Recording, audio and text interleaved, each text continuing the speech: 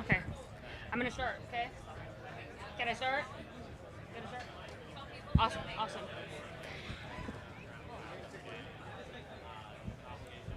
Ready? Hi guys, welcome to the Unfuck America Tour. If you do not know who we are the largest counter to Turning Point USA. So obviously we're looking to debate. We have a microphone right there that we would like anyone to step up to because we are big fans of open debate and open dialogue on college campuses. If you are a conservative, we are specifically wanting to talk to you, but if you're not, we would still like to hear what you have to say. First off, for the debate, we will be having I Am Really Important. He's right there. He's going to be starting us off. And step up to the mic if you have something to say, if you have debate.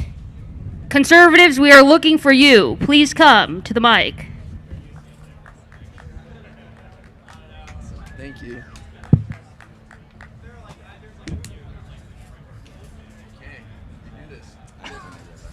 What's up, everybody? How you doing?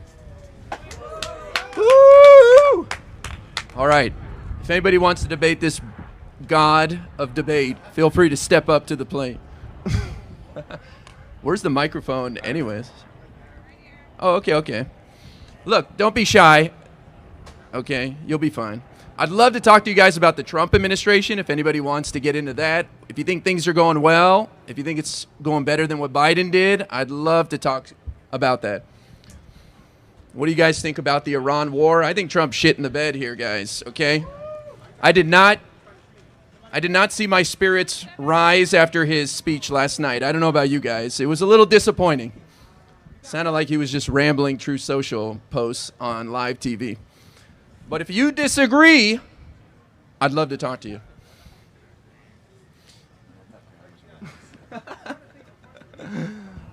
Wow, tough crowd. Okay. Don't be shy. Okay, we're just warming it up for Destiny here. No pressure. Mom's spaghetti.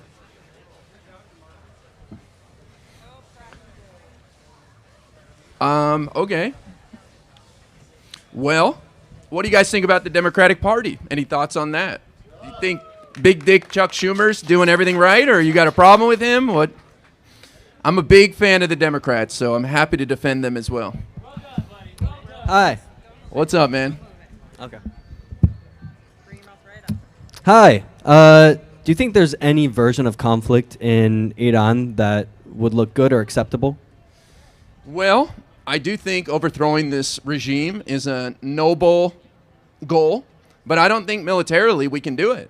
And I think that's been proven over the last 4 weeks. This is not the solution. You don't go in there and you just take out the top guys and then assume someone better is going to take over and the people are going to rise up with no weapons and no coordination, no internet. I mean, it seems like a ridiculous plan. So I think it's a noble cause, and we should be involved in some way, but it has to be done through diplomacy. I think there's a better way to coax them to the table, like what Obama did, where we had them in this deal. They shipped their uranium out of the country, and they were playing ball, so much so that they were willing to stay in the deal even after we left it. So I just think what Trump's doing is a disaster. But what do you think? Do you think this is justified? I'm just warming up the mic for you. Thank you. Okay, thank you. I appreciate it. Okay, I thought of one. Okay. Sorry. All right, I got one. First, would you or would you not agree that there is a rise of populism in the voter base of America? Oh, absolutely. I think people are losing hope in our system, and they're looking for quick fixes. And so, given that, do you think that it is necessary for the Democrats to endorse and embrace a more populist-focused plan in order to court the rising populist voter base? For sure. We should meet people where they are. And if that's how they're feeling and they're losing faith in the system, then, we should tap into that. We should have big promises, and we should deliver results. I think, here's what I think. People have been traumatized by the last couple of years of Democratic Party leadership. We had Joe Biden in there, geriatric candidate. He was slow. He didn't have the energy to cheerlead his policies and show how they were helping people. And also they were a little forward thinking, like they unfold over 10 years. So I think the new crop of leaders is going to bring a new energy that's going to deliver that in, you know, what people are looking for when it comes to some of that populism. Okay, so for the past decade, the populist energy on the left has been driven by the Progressive Party and the DSA. So if you think that's somewhere that the Democrats need to go, shouldn't they be embracing more of the left side of the party? Well, I don't know about embracing more. I think we have a big tent, and we should make room for more people, like Mamdani. I think it's wonderful that Mamdani won, even though I'm a little more centrist than him, because we need people to have representation in the party. I love that he's a Democrat, and he's a proud Democrat, and he works with Kathy Hochul. So I think we need to make room for those people and those voices and not woke scold them out, shall we say. We shouldn't be purity testing people either. Okay, I'll come up with something else. I was just filling the mic. I probably have something more to this later. It's all good. Thank you. I appreciate it, man. Look, I love all Democrats, okay? And not everybody's going to be what I want exactly, but in order to gain power, we have to build a bigger coalition. And we have to embrace more people. We have to bring in more people and be, you know, able to handle more voices. Okay, anybody else? Any Trump supporters out there? I know it's UCLA, but we got Orange County nearby and Inland Empire. Come on. I see Ray's trucks out there. We got a MAGA hat? No? That man right there is center right there. Wow. Right, he's looking around, pretending it's not him. Yeah. Wow. No, not you. You tried it earlier. Center right. That's cool. Welcome, my center right friend. I'm not a Trump supporter, but I'm 45. Ever since I could vote, it's always been Democratic. But at this point in time, I don't have a party. I don't necessarily agree with what the Republicans are doing fully, but I can find many examples that I'm completely fine with, if not happy about.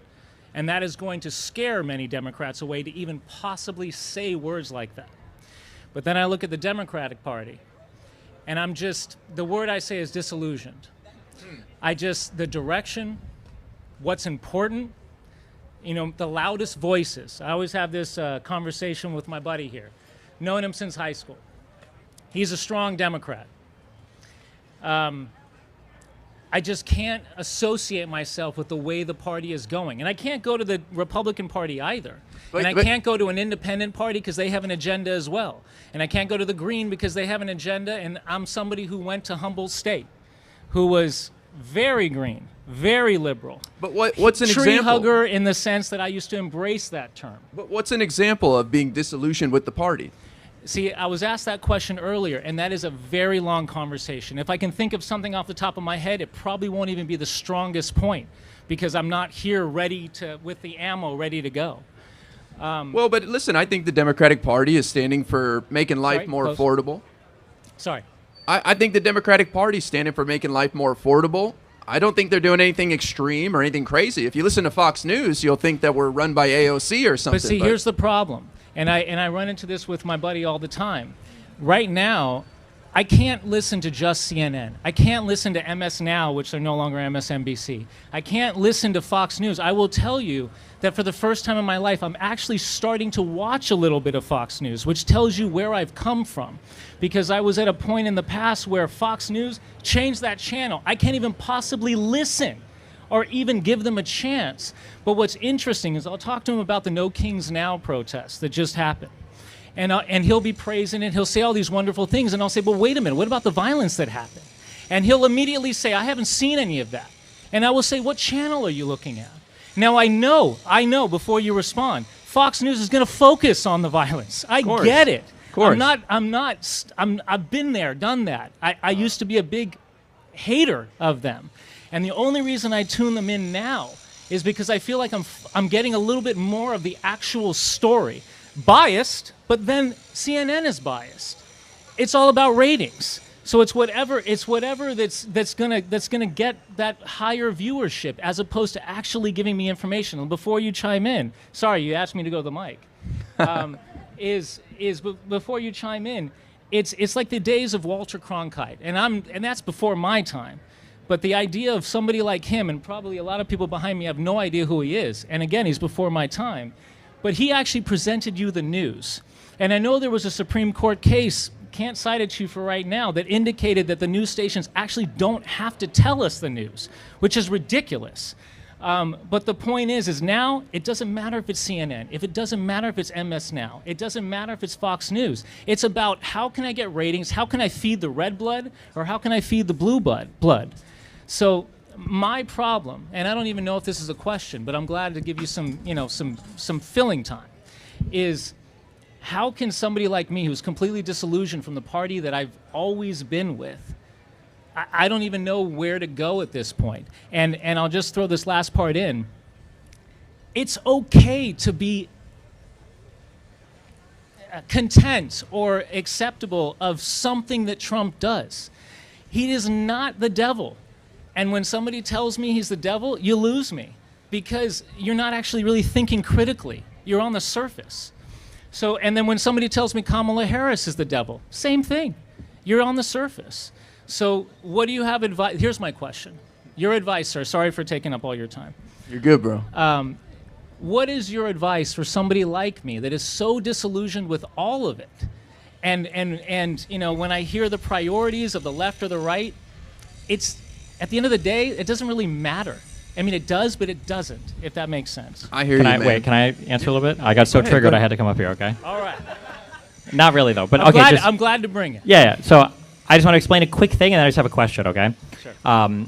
So my naive understanding of propaganda 10 years ago was the idea is, internationally, especially concerning Russia, the idea is you make the other side look bad, and you make yourself look good. You make the other side look not credible, and you make yourself look credible. And I thought that this is kind of how the world worked when it came to propagandizing people.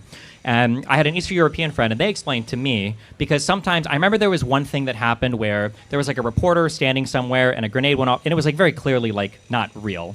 Like it was obviously staged, and in the West, you know, in America, we're kind of like laughing at it, and it's like, I can't believe these like stupid Russians can believe this dumb stuff. But what the explanation that I got was that, especially in that world, like foreign propaganda is not meant to make your side look credible and the other side look uncredible. It's supposed to make everybody look equally silly. Because the idea being that if you know they lie, and we're honest that we lie, we're honest liars, you know that we're lying, at the very least you're probably going to trust your liars because you know that the other side is probably lying for their benefit, and ideally your side is lying for your benefit. And that was a really interesting concept, because then, because it reframes how sometimes I see how foreign people view their own government's propaganda. Because I'm thinking before, wow, you guys are dumb. But what they're thinking is, well, no, we know our government lies, but we're smart enough to know that about your government, but you're an idiot and you don't understand that about your government. That would be like the perspective. So with that explanation in mind, you were asking about CNN, and you were saying, well, you know, everybody's got a spin, everybody kind of like lies, everybody kind of does stuff.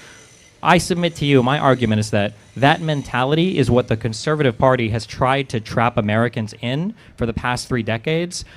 Like, left-leaning media doesn't get things perfect all the time, but if you were to compare the scale of lies, it's not even, we're like orders of magnitude away. So the question that I would have for you, I would look at one of the lies that I would say on the right-leaning side, and there are a multitude of them, but one of the larger ones I would say was, in 2020, Donald Trump was invested in getting everybody to believe that if the votes turned out to favor Biden, that they would be fake. And he started a year in advance on that lie.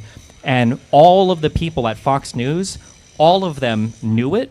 They were communicating back and forth with them. They were helping to optimize and spread those lies on TV, and they did it because they knew they were losing audience to Newsmax and OAN. This isn't a conspiracy. Well, in the strictest sense, it is a conspiracy, but it's not like a wacky conspiracy theory. We know all of this because of all the discovery that came out when Dominion sued Fox News. So I guess my question is, that was a major news network with some of the largest anchors on the planet, on the largest cable news network in the United States, that was working directly with the president in order to sell a lie to the American people to win an election that they all knew was false. What can we think of? Is there anything, like on the CNN, Washington Post, New York Times side, the MS Now side, that's even remotely comparable to, I guess, to that level of lie? Absolutely. I mean, it's. I'll go with and you said it first this morning. I think you called him. I forgot what you said about Biden, but it was right on. It actually got me listening. He's geriatric. He wasn't able to be a cheerleader That's what for I'm talking the about. team. So Yeah. the geriatric candidate. There are people within CNN. There are people within his circle. There are people who went on CNN who acted like nothing was wrong. That everybody, that what you're seeing is not true. Those were all lies. So when you're saying, before you chime in, but when you're saying, and I completely agree with you, there are people on Fox News who are literally knowingly telling a lie to progress an agenda. But when you sit there and say that they're the ones who are only doing it, or I think maybe you said started it, but even if they started it, somebody else is finishing it. So Not started it. So like in terms of the geriatric thing, right? So the question is not, is Biden slow, is Biden old? The question is like, is he senile or incapable of doing the job? And I know think this the is like, answer is clear on that. I understand that that's the saying that everybody says, and I know I'm literally a man on a fucking island out here. I don't even know if Guy will side me with here. There was no evidence that Biden was truly incapable of performing or doing the job. If now, you're talking zero. about evidence, I was not in the hospital. I was not with the psychiatric doctor Sure, to look I'm at aware that. of that. I'm But just saying that we Biden- all have evidence based on what we can see. We did see a really bad debate performance. But what I'm saying is that More even- than that. Even if you, well, was there more than that though? Because no other world leader had a complaint about this. Nobody. It didn't seem like there were dysfunctional parts of Here's government. the problem with the president, and some people back in the day would call this elitist because, believe it or not, I think Obama was an amazing president. So people called him an elitist, and I used to tell people, what is wrong with the president being an elitist? The president of the United States should be the best friggin' person we possibly have. So what does that equal? He is somebody who's the smartest, or at least pretty damn close. Somebody who speaks multiple languages. Just to be clear, I'm not going to argue that Biden was perfect, and definitely Biden was. He was slow enough. But he's the president of the I United understand. States. I agree and with I'm you. not saying that Trump is. I agree with you, and I agree. I leave but it go as far. I don't get the choice. I understand. Of more people. I even would go as far as to agree that Biden, the appearance of Biden being senile or slow, was enough to maybe have him not as the president, right? I can even go as far as to agree with you for that. But look at the difference between after he had that debate performance, so much of the Democratic Party came together to kind of say, like, in a really historic manner, even though you got more votes than any president in U.S. history, even though you beat the same guy that's about to run again, you have to step back because it's too much. Meanwhile, Donald Trump is on Fox News bragging that he passed 3 cognitive tests in a month. Meanwhile, he's got, like, his hand is, like, falling apart. We've got weird they lied and they said it was from shaking hands. We've got rashes all on his neck that we don't know what it's from. He's got IVs that are constantly going into him. He's getting MRIs. There's just so much stuff. Again, I'm not trying to sell you that one side is... We can agree that Trump is not the best I'm not trying to sell you. I'm not trying to tell you It's that an one easy side is... agreement. I'm not trying to tell you that one side is perfect and the other side is like fundamentally broken. I'm just saying that like we've lost the ability to have an appreciation for how unimaginably fucked one side is and how like the other side is definitely not perfect. But think of this attack, and this goes towards Kamala Harris, and this might be easy. I don't know, but essentially, you have a primary, you go through a process, you have voters voting in each individual state. Whether it's Ohio, they have a caucus, I think it's called. They do this crazy thing from archaic times, which I still don't understand how they can still do that. But the point is that you go through a whole process, and then Biden bows out. And they made a decision at that point in time. Are we going to have a Democratic convention where it's going to get crazy? We're going to get people actually voting and people really engaged in the process? Or are we just going to scoot the vice president candidate to that position that nobody voted for? And you'll say, I know your rebuttal will likely be, well, she's on the VP candidate, so they're technically sort of voting for her. No, they're not. Sure. They're voting for her as maybe being a secondary person with the hope that never she'll have to be used. Because when was the last time the vice president was used? But nobody, an assassination. Probably Kennedy was the last time. Nobody threw their hat in the ring to run against her. Everybody was happy, and everybody was fine with it. Because of the party line. No.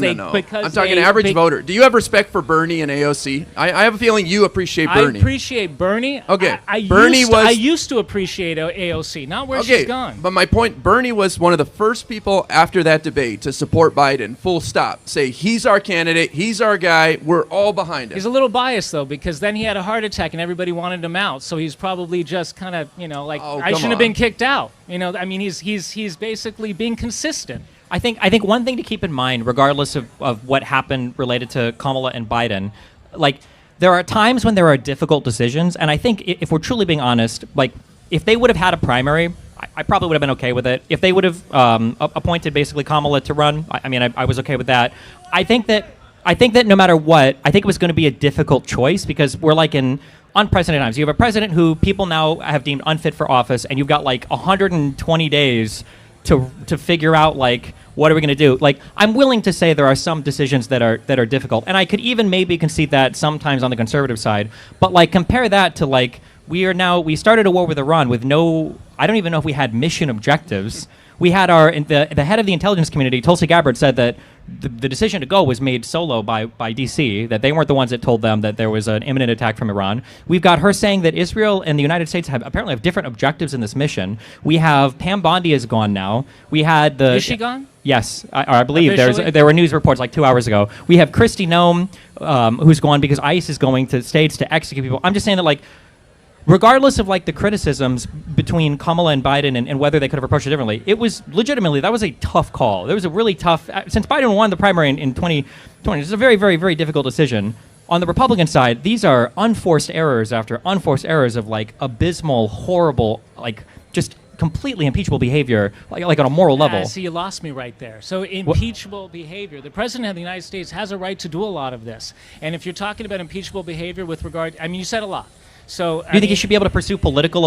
He's firing Pam Bondi because she wasn't able to. That's awful. That's disgusting. Okay, but not necessarily impeachable. Why not? That's what impeachment is for. Is to remove a president who's abusing his. Something held a bit stronger. I mean, For we're talking abusing about his high Department of crimes and Justice? misdemeanors is the statement. I don't know of a high crime or misdemeanor to talk excuse me for my language, to talk smack about your political opponent. Wait, he's not It's talking awful. smack though. He told I'm his not gonna attorney sit here and general say to it's a go good fabricate thing, indictments against those people to arrest but it's them. not a high crime and misdemeanor. So when you see, this is where you lose somebody like me. And I've seen you before. I've seen you on TikTok. I don't mean any disrespect at all. I'm letting you know where you lose somebody like me who is disillusioned with the party is when you start saying those big words like impeachment. I'm sitting there saying, where's the high crime or misdemeanor? The high And crime so is I'm it is gone.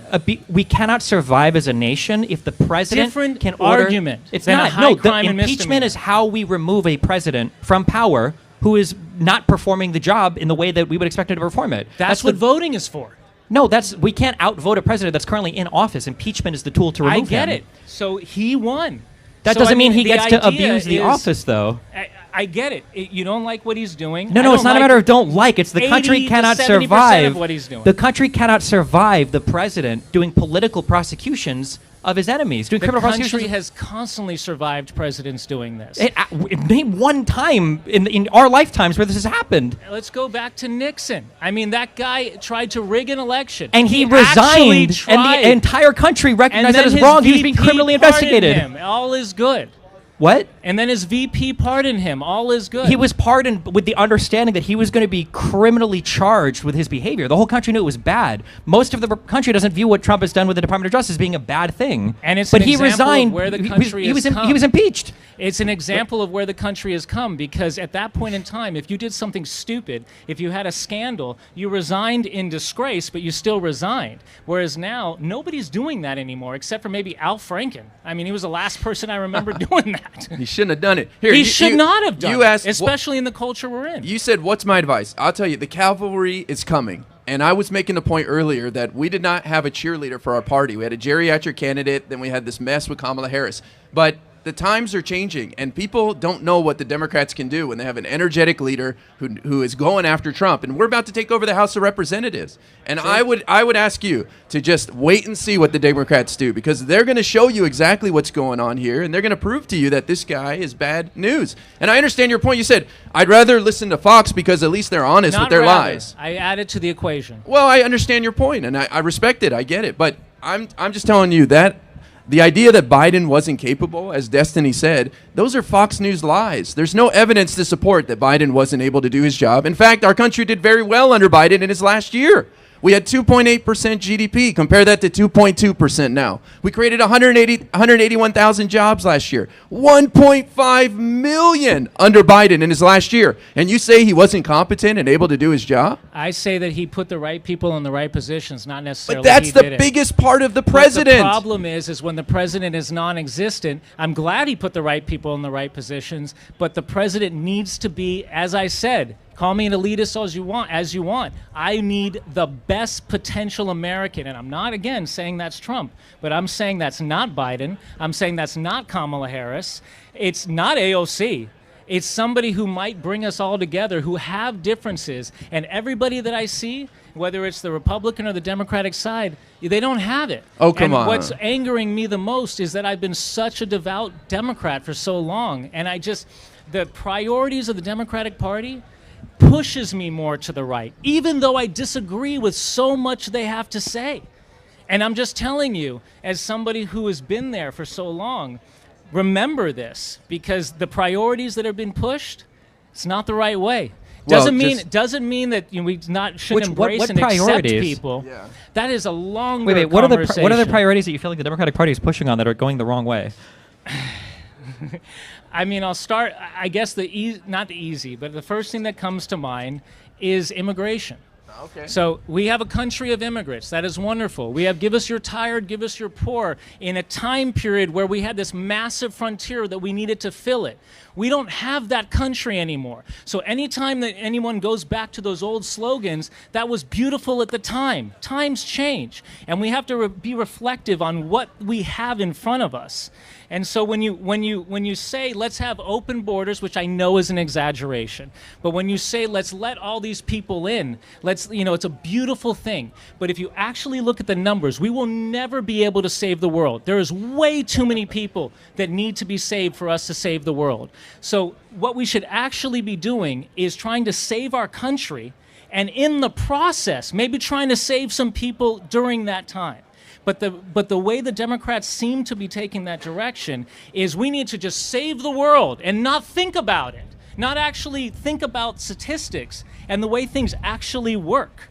That's my problem with the immigration policy. And for the first time, and here's something that I'm going to praise Trump for, and I don't necessarily like how he got there, but I like the result.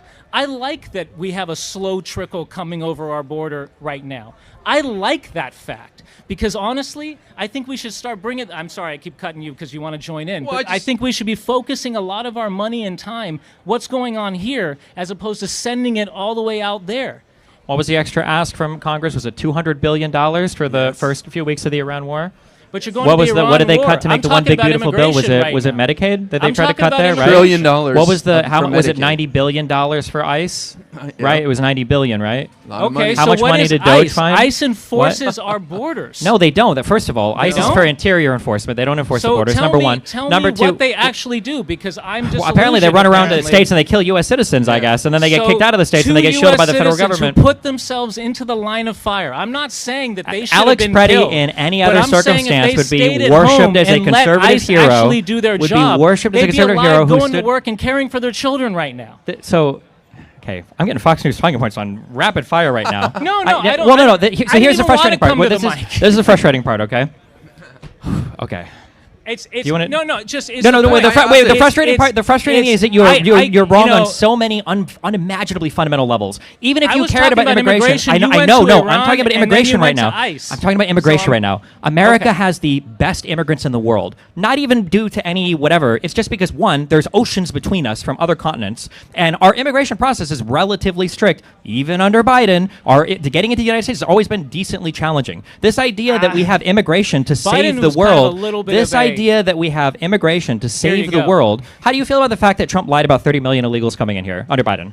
Again. How do you feel about the fact that Trump lied about 30 million? Trump to How me, do you I feel? will I'm just agree asking. with you. No, He's a I'm just liar. asking you. I'm asking you a question. He's- How do you feel about the fact that Trump lied about 30 million illegals coming in? I mean, I'll say what I say to. I left it. There you are. I'll say what I say to him all the time. If you're challenging me with a question about Trump lying, I will say par for the course. Trump. I'm just lies asking you a constantly. simple question. How do you feel about that? Awful. Okay, that's good. Number one. Easy. Number two, going by their estimates, they say they've removed 2 million people this year. That's if you believe their estimates. I'm pushing for Do him you to reach believe- Obama's numbers. That's fine. Do you I'm believe hoping that he gets? I'm not I'm asking about hoping Obama. he can be as Do good you as believe- Obama on immigration. Do you believe? I'm really pushing for our Donald Trump president says on that. 0 new people have come in illegally over the past year. Do you think that number is accurate?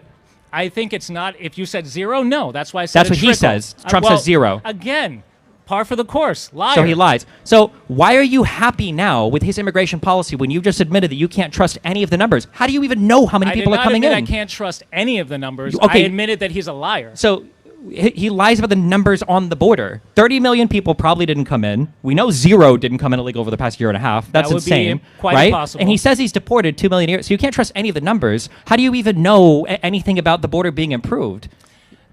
Like I said, Because Fox Biden News has put told you to think I'm this. not saying that Trump put every right person in their role. I never said but that he Trump said that. definitely What is put- this Nirvana? No, I'm saying you're that Biden no, put the right stop. people in You got to be the- able if to you let me engage. You finish have my to be able to point, engage I with the would words that I'm I saying. would This be is able just to like finish, Fox News but talking you about keep sort of going. rapid fire. Okay, what I'm saying is that Trump has lied about all of these things. We had a border bill under Biden that had been workshopped for like 2 years in order to address the problems. Trump torpedoed it because he wanted to keep the border open. He actually wanted open borders to run on as an election issue. He came into office. There is no border bill under Trump. I was telling people a year and a half ago, there will be no border bill under Trump. So- There's not. We got a weak executive order to temporarily close the border, something that bill would have allotted for. We're not working our way through the backlog of asylum seekers here. He didn't provide any more funding or judges to do the asylum backlogs. ICE has been a catastrophic waste of money, which if you care about spending money on the American citizens, it was the most ineffective way of possibly funneling money into anti-immigration stuff. All it did was it made Americans even more pro-illegal alien. So if immigration was the thing you cared about, I don't know why a president who has squandered resources and lies about all of the stats and numbers and will not pass any legislation and literally torpedo legislation to address the illegal immigration numbers, I don't know why that would be the subject that you're like, I like Trump on this thing. It I will tell you totally why- it doesn't make sense in any way, size, shape, or form. I got you, and I will tell you why if you let me get it in.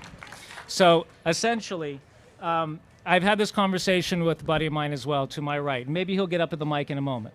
But the point is that, his argument is that there's no actual legislation that's happened. It's been all executive orders. And so his question to me is always, would that be considered a failure? And my answer to him is, well, the legacy might be considered a failure. But if the outcome currently is not a failure, then it's not. And to keep going to what you were saying, so you can't trust these numbers. You can't. What I was trying to say earlier is, like I said earlier, even Biden having the cognitive difficulties that he had, he put certain right people in the right positions. And I'm not sitting here saying that Trump has put all the right people in the right positions, but I will say that he's put some very good ones in certain positions. At least The head of DHS just got fired. What are you I didn't talking say about? anything about Name that one. one. Name You're one. pointing at you're basically saying, oh, here's one Trump cabinet, so they're It's the taken one that's out. in charge of Department of Homeland Security, which has Okay. ICE under it, which I imagine is the one If you'd be that's talking for the about. little win, that's for the win you're going for on this argument, but that's not The what I'm win is you actually just said that saying. he put the right. Who was it? Was it Homan with the $50,000 bribe or whatever? Was Yes. this the right guy? Tom Homan, the yeah. guy who sat next to Eric Adams that they tried to extort Yes. with the criminal stuff in order to Like get the I New York said City in the right? beginning, some of the right people. If No, you but actually hold on, listen to what- if you actually listen to what I'm saying, and I get it, and it's difficult. This is my problem with No, Democrats. stop! You got to stop doing the Anything gaslighting. Is way too positive much. I No, say- it's not about anything positive. Anything positive no, I you're say saying about because him you're or his saying cabinet, nonsense. You're it's saying closed nonsense. doors. You're saying nonsense. Things that don't make any sense. But listen, He's let it- telling let- you I that mean, it's, he's telling you it's- Trump you're ready fired to the woman in fight. charge of You're the ready to- border. Sorry? He's telling you that Trump fired the woman in charge of the border, Kristi Noem. So how good of a I'm job not could she have here been to doing? defend Kristi Noem. But it's his what I immigration said about policy was a immigration- failure. When I said about immigration, I said the actual result, not who's leading it or who's saying what or who's the loudest voice. I'm saying the result of what we're actually seeing. But what are the results? We've seen unemployment go up. Sorry? You got to get real close to the mic. I'm too close? No, you need to get Oh, I need to get closer. What results have we seen that are You need so to kiss impressive? the mic, basically? Our GDP is down. Our economy is shrinking. Americans are losing jobs. We're suffering because of Trump's terrible immigration policies kicking these people out. We're seeing Americans gunned down in the streets. So going back to what I was saying about immigration. So simply stated, as to make it very clear, I'm not sitting here saying Kristi Noem is a great person. I'm not sitting here saying that every single person that Trump has nominated. Why do to you be- keep wasting time saying that? We're not saying that you're saying that. We're saying that the people that you're pointing to are If you don't bad, want and to then hear you keep what saying, I "Well, I'm not actually saying they're all have to say, perfect." then I don't even know why I'm standing here. No, but you're Because not- I'm trying to actually clarify, but you don't care to actually hear it, and that is part of the problem of why I'm in the position I'm in. You've already decided. That is actually the definition of all of This it. is the podcast You- circuit brain rot. Is that like you- having a you conversation already if somebody have the says something that's answers. wrong, and then You- the other person says something and yes ands them, and then it No. says yes and yes and yes and yes You and need yes to and take yes and your yes own and. advice, honestly, because anytime that I have mentioned something that triggers you, and I'll just use the word trigger because you're ready on it. It's instead of saying, "Oh, that's an interesting point," It's you're not interesting, it's automatically wrong. right. You're just Your saying wrong thing. perspective is No, we're right automatic, because we are and that's correct. part of the problem. You said you're that not Trump was listening doing to a good for different immigration on the border. perspective. We pointed out that the person in charge of the Department of Homeland Security literally got fired. So that's an interesting I'm thing not to point talking to. about her. You are.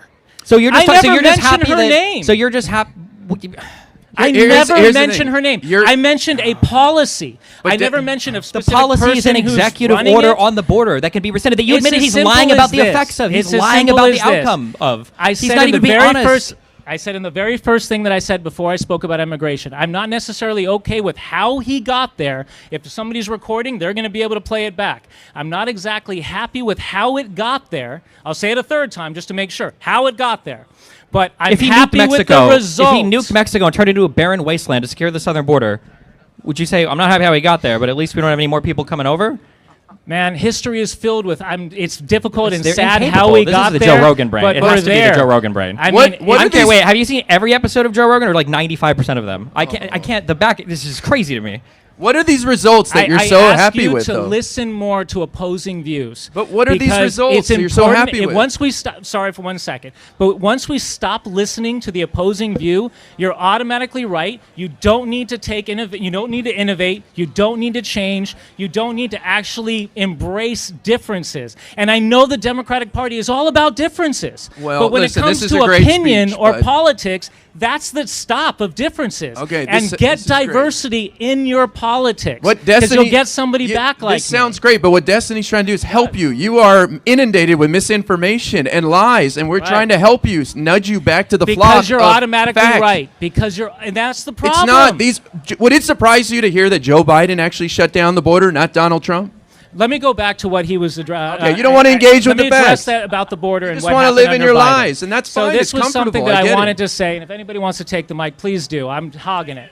But the point is about what you said is that Trump did derail any kind of new legislation. Absolutely. When Biden was in power, there was a Democratic initiatives in the Senate, I believe in the House as well, where they wanted to add more teeth to the border protection. Absolutely. And Trump got to the Republicans and said, you guys are morons if you help them because it's going to make Democrats look good in the election. Again, not a Trump supporter. I can actually call out the problems with Trump. I think the problem with Democrats is they don't do that with each other. But hang on, let me finish what I was saying. Biden is that literally when was it forced to comes step to down Yeah, from we- when it- but keep our candidate out. when it comes to that situation, the one thing that Trump has done to actually make Democrats look really bad at the border, he hasn't added any legislation to the border. Yet he's enforcing it so much stronger than Biden did. To so our in a detriment. sense, he's actually living up to what he said. Don't like what he did, but he's not using any new legislation whatsoever, and he's achieving more border security than Biden did.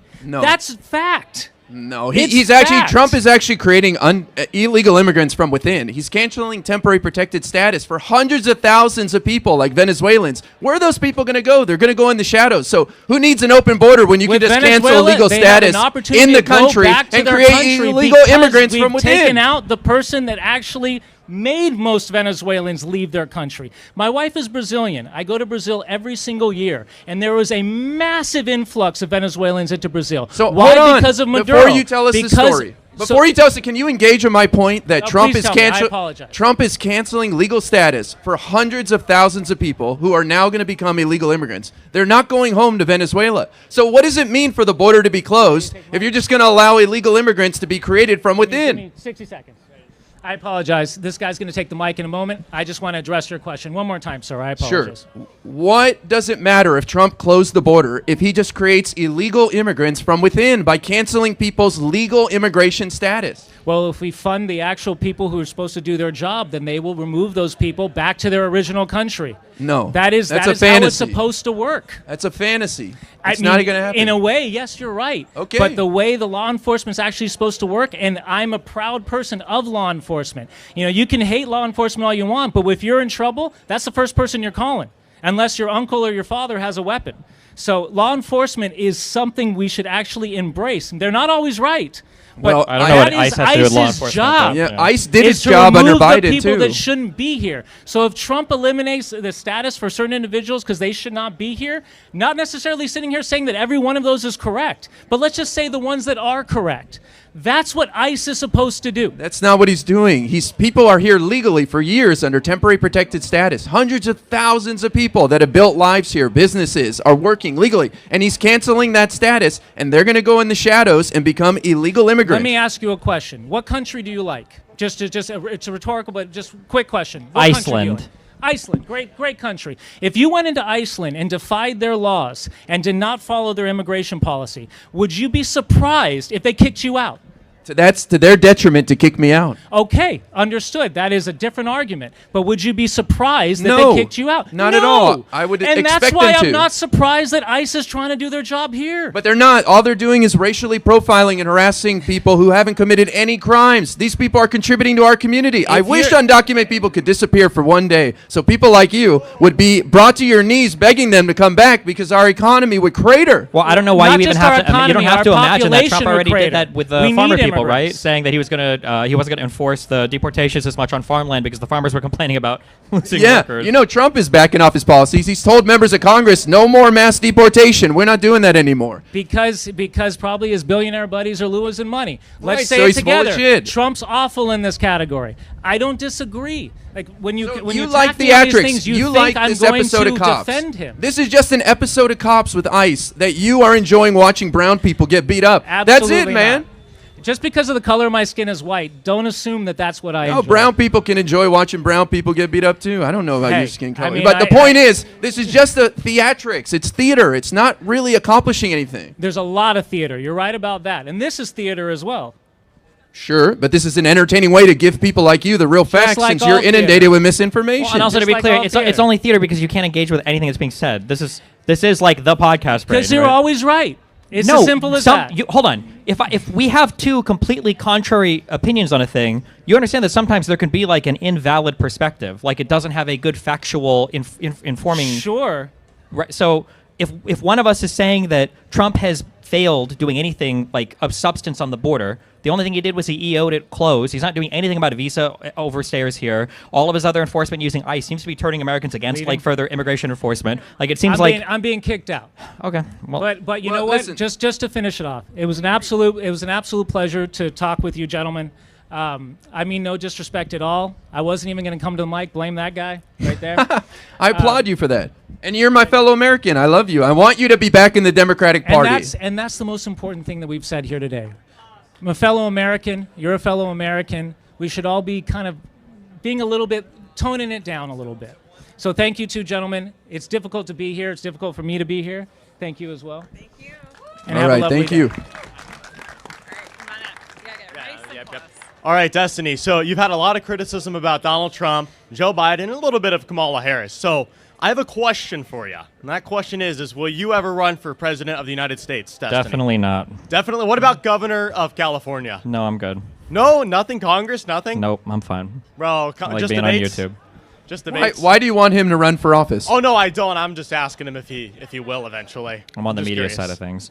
Media, that's fair. Those Okay. worlds, yeah, not I know supposed you to just cross. had a lot of criticism about like the functionality of things, and I kind of like to stay out of it, even for like left-leaning presidents. You know, Joe Biden or Barack Obama or Kamala Harris as VP, right? I kind of like to stay out of it because we don't really know the nitty-gritty details, right? So I also Alex? never criticize anything unless I have firsthand knowledge of how to completely construct it from top to bottom. So then maybe I you should approve run of your for office position. then if you kind of know everything from top to bottom. No, I said I don't criticize anything. Like if a construction project takes Yeah. 400 years, I would never dare criticize it because I don't work in construction. Yeah. Just If some- somebody served me food that poisoned me and killed my family members, I would never criticize it because I'm not a great cook.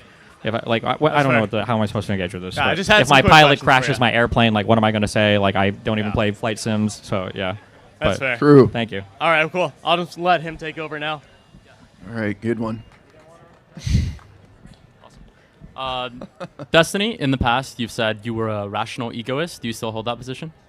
Yeah, I guess, but this is Yeah. philosophy slap. Yeah. Yeah. So you believe that morality ultimately stems from you, and then extrinsically you value other people. Sure. I yeah. want to present some objections that I think, like for instance, it's questionable how you care about long-term problems like climate change if it is the case that you broadly benefit from like burning fossil fuels, because that's generally going to help you in your lifetime. Secondly, how do you care about people who are generally not helpful to your own personal well-being, such as people who are drains on the welfare state, or people who are on the other side of the world. Maybe they're part of a country that is malaligned to yours, so say China. Why do you care about, let's say, famine relief in countries nearby China or that are aligned to China?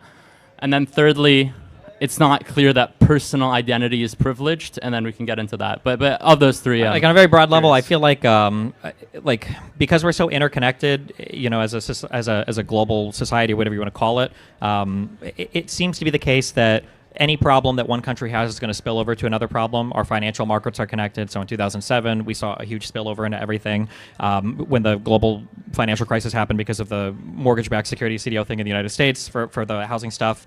When COVID obviously happened in China, that spread to the rest of the world, and we all had to deal with coronavirus. So to some extent, we're all kind of incentivized on a very selfish level to be stewards of ourselves and the countries and the people around us. And then, like on a very direct, obvious level, right? We were just talking about illegal immigration. There's a reason why more comes from the south than from the north, just because of the stability of the respective countries. So in that sense, yeah. And then on a second sense, I feel like when you talk about any kind of like system of like morals or values or principles, it's pretty hard, or I'm not aware of any successful ways to argue for like different systems for different people, like on a very fundamental level. Like you can nibble around the edges when it comes to different countries might have rules about like taxes or maybe even some kind of moral issues like gay marriage or abortion or something like that. But when it comes to like murdering or stealing or these like obviously like horrible things, it seems like all of us socially agree that these are things that none of us should want to do to each other, that nobody should support, with themselves or with neighboring countries. And I think the whole world is kind of like moved in that direction, and it seems to be pretty beneficial for everybody. So I guess like broadly, that's where my mind is when I look at stuff like that. But there seems to be a disconnect between morality just fundamentally stems from me, and then everybody else only matters insofar as I'm benefited from it. And secondly, that like we have the perfect universal, we care about all people, we become a utilitarian as a consequence of that. It just seems like, okay, so you can draw the broad strokes. Generally, like having some rights for people makes it so that your life is better. That seems plausible. But there's some people in society who are probably going to be a drain, who, under your philosophical worldview, probably wouldn't be good for you. Yeah, but I mean, even if you were to start like people are a thing that you deal with in kind. Now, that's why I said everything has to be universal. Like you can't pick like individual people, because I think it would start to affect people. Like if you were to fall into that class or category of people, are you no longer going to be protected by society or whatever, right? Like we don't kill all old people, even if they're a drain on our healthcare and our housing markets, because we know that one day we're going to become old, or hopefully we will. So sure. Like, I guess like we can talk about like Cambodians who like if there's a famine in Cambodia. It seems like the people there, their labor just generally goes to China's productive welfare. Cambodia is very aligned with China. China's presumably bad for America if China becomes a global superpower. I assume that's bad for you. Yeah, would but I think you then say we shouldn't give USAID to the way that I view Cambodia? morality is it's descriptive more than anything else. Just in terms of this particular conversation, this is one of the reasons why I think it's important to have like incentives aligned between people, because regardless of what we might prescriptively want to assign to people, I think that people will generally follow their interests at the end of the day. So if you craft some environment where somebody can be totally self-interested and then get away with like destroying the lives of other people around them, I think there's a big fear that might be the path that they progress towards. So rather than just assuming that like that like having like the UN and having USAID and kind of having these commitments of countries to take asylum seekers and everything else, like I think these are good things because they kind of create this incentive for every country to do something to hopefully better their world or the world around them. But when I think that if you have this conversation and if you have a country that's like has a good alignment to destroy the lives of everybody around them or their own citizens' lives, I think it's possible that you should expect them to take that route, for better or worse. Yeah, so two quick things. It feels like you're drawing like an is-ought gap, like the fact that we care about ourselves a lot, maybe evolutionarily, maybe because like our genes or whatever, means that's how we should develop our moral system to be that way. When I say descriptive, I mean, it's just an is thing, is how I'm looking at it. Yeah, like I'm just saying that descriptively, like this is what happens. But then why should you build your moral view that way? Well, I figure prescriptively you should probably operate related to the environment in a way that's going to, I guess, like be possible. So, like, if I were to prescribe a moral system that you should treat everybody, as best as you can, and open your wallet and you leave your door unlocked and your car door unlocked all the time, people are probably going to take advantage of that. So you have to deal with the world as it is. Yeah, but like you live in this present moment. Yeah. You don't live in 100 years from now. If we just like focused on burning fossil fuels, drill, baby, drill, like. That would be really good for you because there would be a huge economic boom, and then you're probably going to die and you don't face the consequences that come afterwards. Yeah, I think climate change is definitely a difficult one. But I mean, like we can see that it's difficult, right? Like the whole world is having an issue, sometimes even confronting that it's a thing at all. I don't know. Incentivizing people to deal with like future problems seems to be very difficult. Just like on an individual level, it could be hard with problems, and then obviously socially, yeah. But like, shouldn't that indicate that we need a better moral view? That maybe we should be like true utilitarians. We should care about everybody. I mean, if you can get people to do it, then yeah. But I don't know if that's a possibility. I don't know if the human mind is built for something like that. One more thing. It seems like part of this framework is that you care about your own identity. That the fact that you're you is what makes it so that you're morally privileged over everyone else. Is that fair? Well, I mean, I think you would extend the same like moral consideration to everybody around you that you would extend to yourself to some extent. I guess it tapers off a little depending on distance. Like you'd probably save your child versus somebody else's child, or you'd save your brother versus a stranger, or you'd save an American versus a Russian. I mean, yeah. But the egoist position is that if there's a button, and it's a decision between me living 10 minutes longer or the world blowing up, then I choose to live 10 minutes longer. Yeah, I mean, it's possible. Right? That's the bullet you're biting? Just what? to be clear? Like, that's the bullet you have to bite. Yeah, I guess, yeah. Right? Okay. Well, but everybody has family and people they care about, so they wouldn't make that choice, would they? This is philosophical. Deep, okay. But he's saying that he cares about himself as an ultimately privileged point for his moral view, and then his family's all extrinsic. I think that's fair. Yeah, but we're in the deep philosophy waters here. But the idea, it's the concept is if you don't believe in like an afterlife of any kind or whatever, and you're going to die, then whatever decision you make doesn't matter anyway. So a person on a deathbed could push a button and kill and live 10 minutes longer, but destroy all of humanity or whatever. It's not good. Don't let old people make those decisions. That's why they shouldn't be president. See, Trump could nuke everybody right now. That's how he's living. No, but I'm saying that you're making that position. Like my position is just utilitarian. Like I think that we should care about everybody. And not blow up the world for our own self-interest to live 10 minutes longer. Okay, that's good. I hope but your view is that you would do that, right? Well, Because you're an egoist. I don't think I would personally. I would hope not to. But then how are you an egoist? How? Because it makes me feel good not to kill the whole world. Okay. All right. Thank you. Okay, have fun. Nice. I hope the next one is veganism, just for you, okay? Yeah, please. I was actually about to ask you about veganism. No, fuck no, God, please. No veganism, no abortion. We will bully the shit out of you. No veganism is fine. What do you think about the effective altruist movement broadly? You know anything the about what? Effective altruism? Are you familiar? I'm at not all? familiar with that one. So, approximately speaking, it's sort of a consistent application of Singerian utilitarian principles that says we ought morally to care about the global poor equivalently as people closest to us, global catastrophic risks. So, for instance, nuclear war and the threat of misaligned artificial intelligence ought to be among our most important policy priorities. And so the long-term future of the human race is probably the most important, or at least among the most important objectives that we ought to be pursuing on a policy level.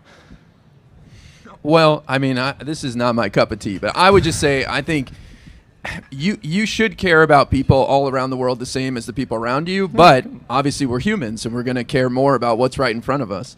That being said, things like USAID or our soft power, helping people around the world we don't know, you can connect it to us. Everything's connected, so I think naturally we should, well, not naturally, but we should give as much priority to everybody in the world, but I understand why we don't.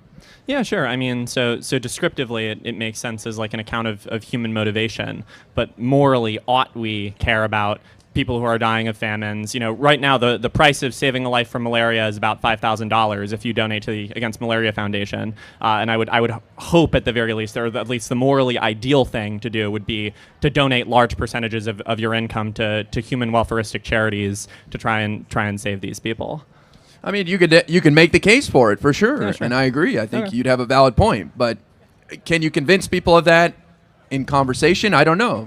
You know? Yeah, so I suppose on the level of practical persuasion, might there be a place in the Democratic Party for, you know, a policy that is perhaps a little bit more technocratic and a little bit more aligned towards benefiting the global poor, perhaps even at the expense of American interests, to the extent that we acknowledge that this is a massively utilitist thing to do, that they are moral equals to the people who live in the United States, and that sometimes we should sacrifice American interests for the sake of the entire world. I think you're going to see that with the Democratic Party moving forward. I mean, the focus on USAID being being defunded by Trump, showed people what we're actually doing with that soft power. And every dollar we invest around the world is one less dollar we have to buy in bullets. So I think you'll be able to see Democrats make the case for that. For example, we should assist with family planning and the spreading of communicable diseases in Africa, because if it spreads over there, it can get even worse and then make its way over here and harm all of us. So I think the Democratic Party does include that to a large degree.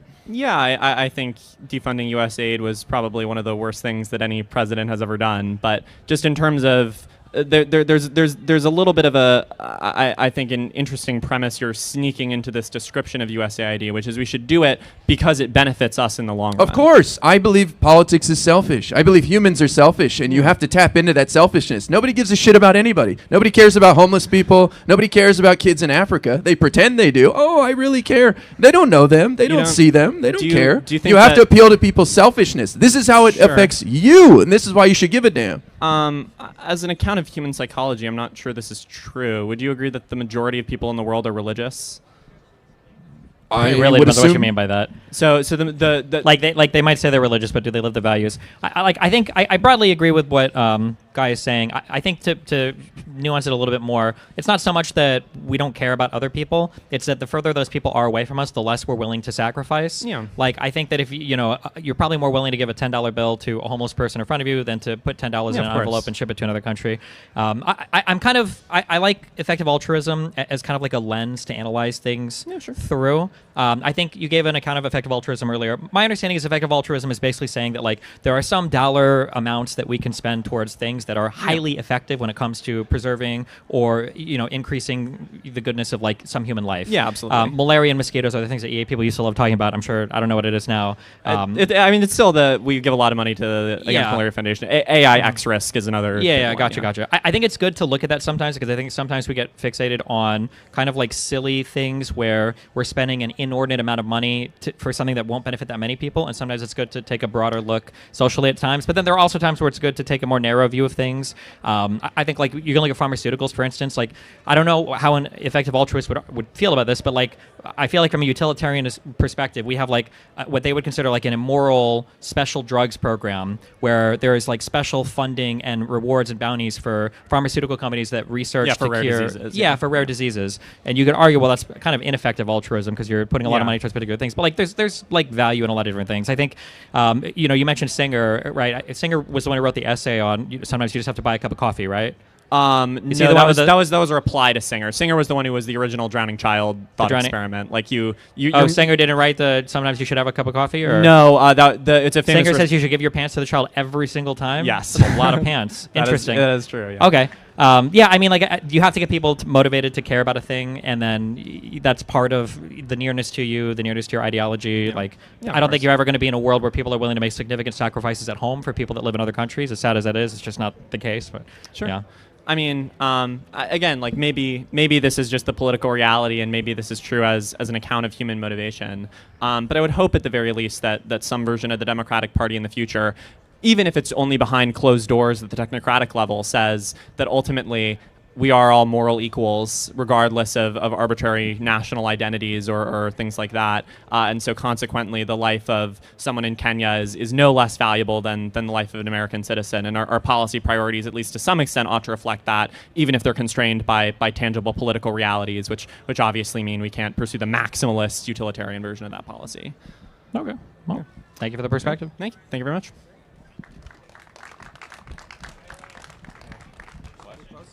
Hello. Okay. Or wait, here. Switch one with me, and then you also have her.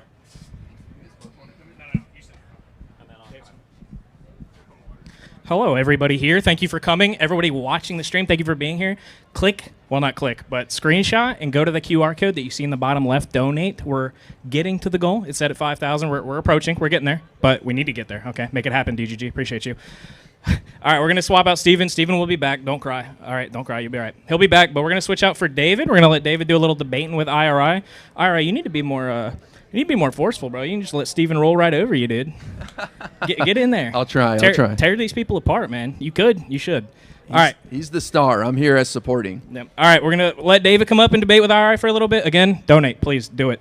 And Steven will be back. Please don't cry. How's it going, everybody? I want you guys to show your anger, because if you're anything like me, you're really fucking upset that your future's in jeopardy. And you, hey, excuse me, sir. Sir, him right there. Can you come up later? Because you said that ICE was doing their job, and they're not doing their job. They're doing the opposite. So if I could talk to you, that'd be great. Okay. Oh, But yeah, I want everybody to get fucking excited, okay? Because this is fucking serious. Let's go. No, wait, come back, buddy. No, you were wait, waiting. no, go for it. Him after. He was waiting. Sorry. Miscommunicated. I had a brief question. I was just going to say something I've noticed is like the MAGA movement has kind of been pulling support from the populist left type of people, like Cenk, if you know who that is. Yes. I was I know wondering who if you Cenk guys, is. I was wondering if you guys think there's like a utility in the Democratic Party trying to pull support from like the more moderate or establishment conservative type of people. Do you want to answer or you want me to go for it? You can go ahead, sir. No, you haven't gotten a chance. You should go. Well, look, I think we should have as big a tent as possible. The only way you're going to gain power is to build your coalition. You got to grow it. So we should be welcoming in as many voices as possible. I don't know specifically what you're talking about. I think Cenk was just, I'm not a big fan of Not Cenk. him, yeah, not him. Cenk, I think, was just taking advantage of the moment. He went to Charlie Kirk's tour back after Trump won in December, and I don't think he was serious about winning those people over. And he was like, let's see what Trump does. Oh, he's going to totally surprise us. So I don't take that as authentic. But I do think we should have room for more moderate voices, and I think we do right now. We do have some moderate people in our party. The Democratic, I don't mean to interrupt you, but the Democratic Party is a party for all people. Everybody. If you need Zoran Mamdani in New York, you're going to get Zoran Mamdani. If you need Abigail Spanberger, you're going to get her. It's for America, a party for all Americans, which Donald Trump and the GOP definitely aren't.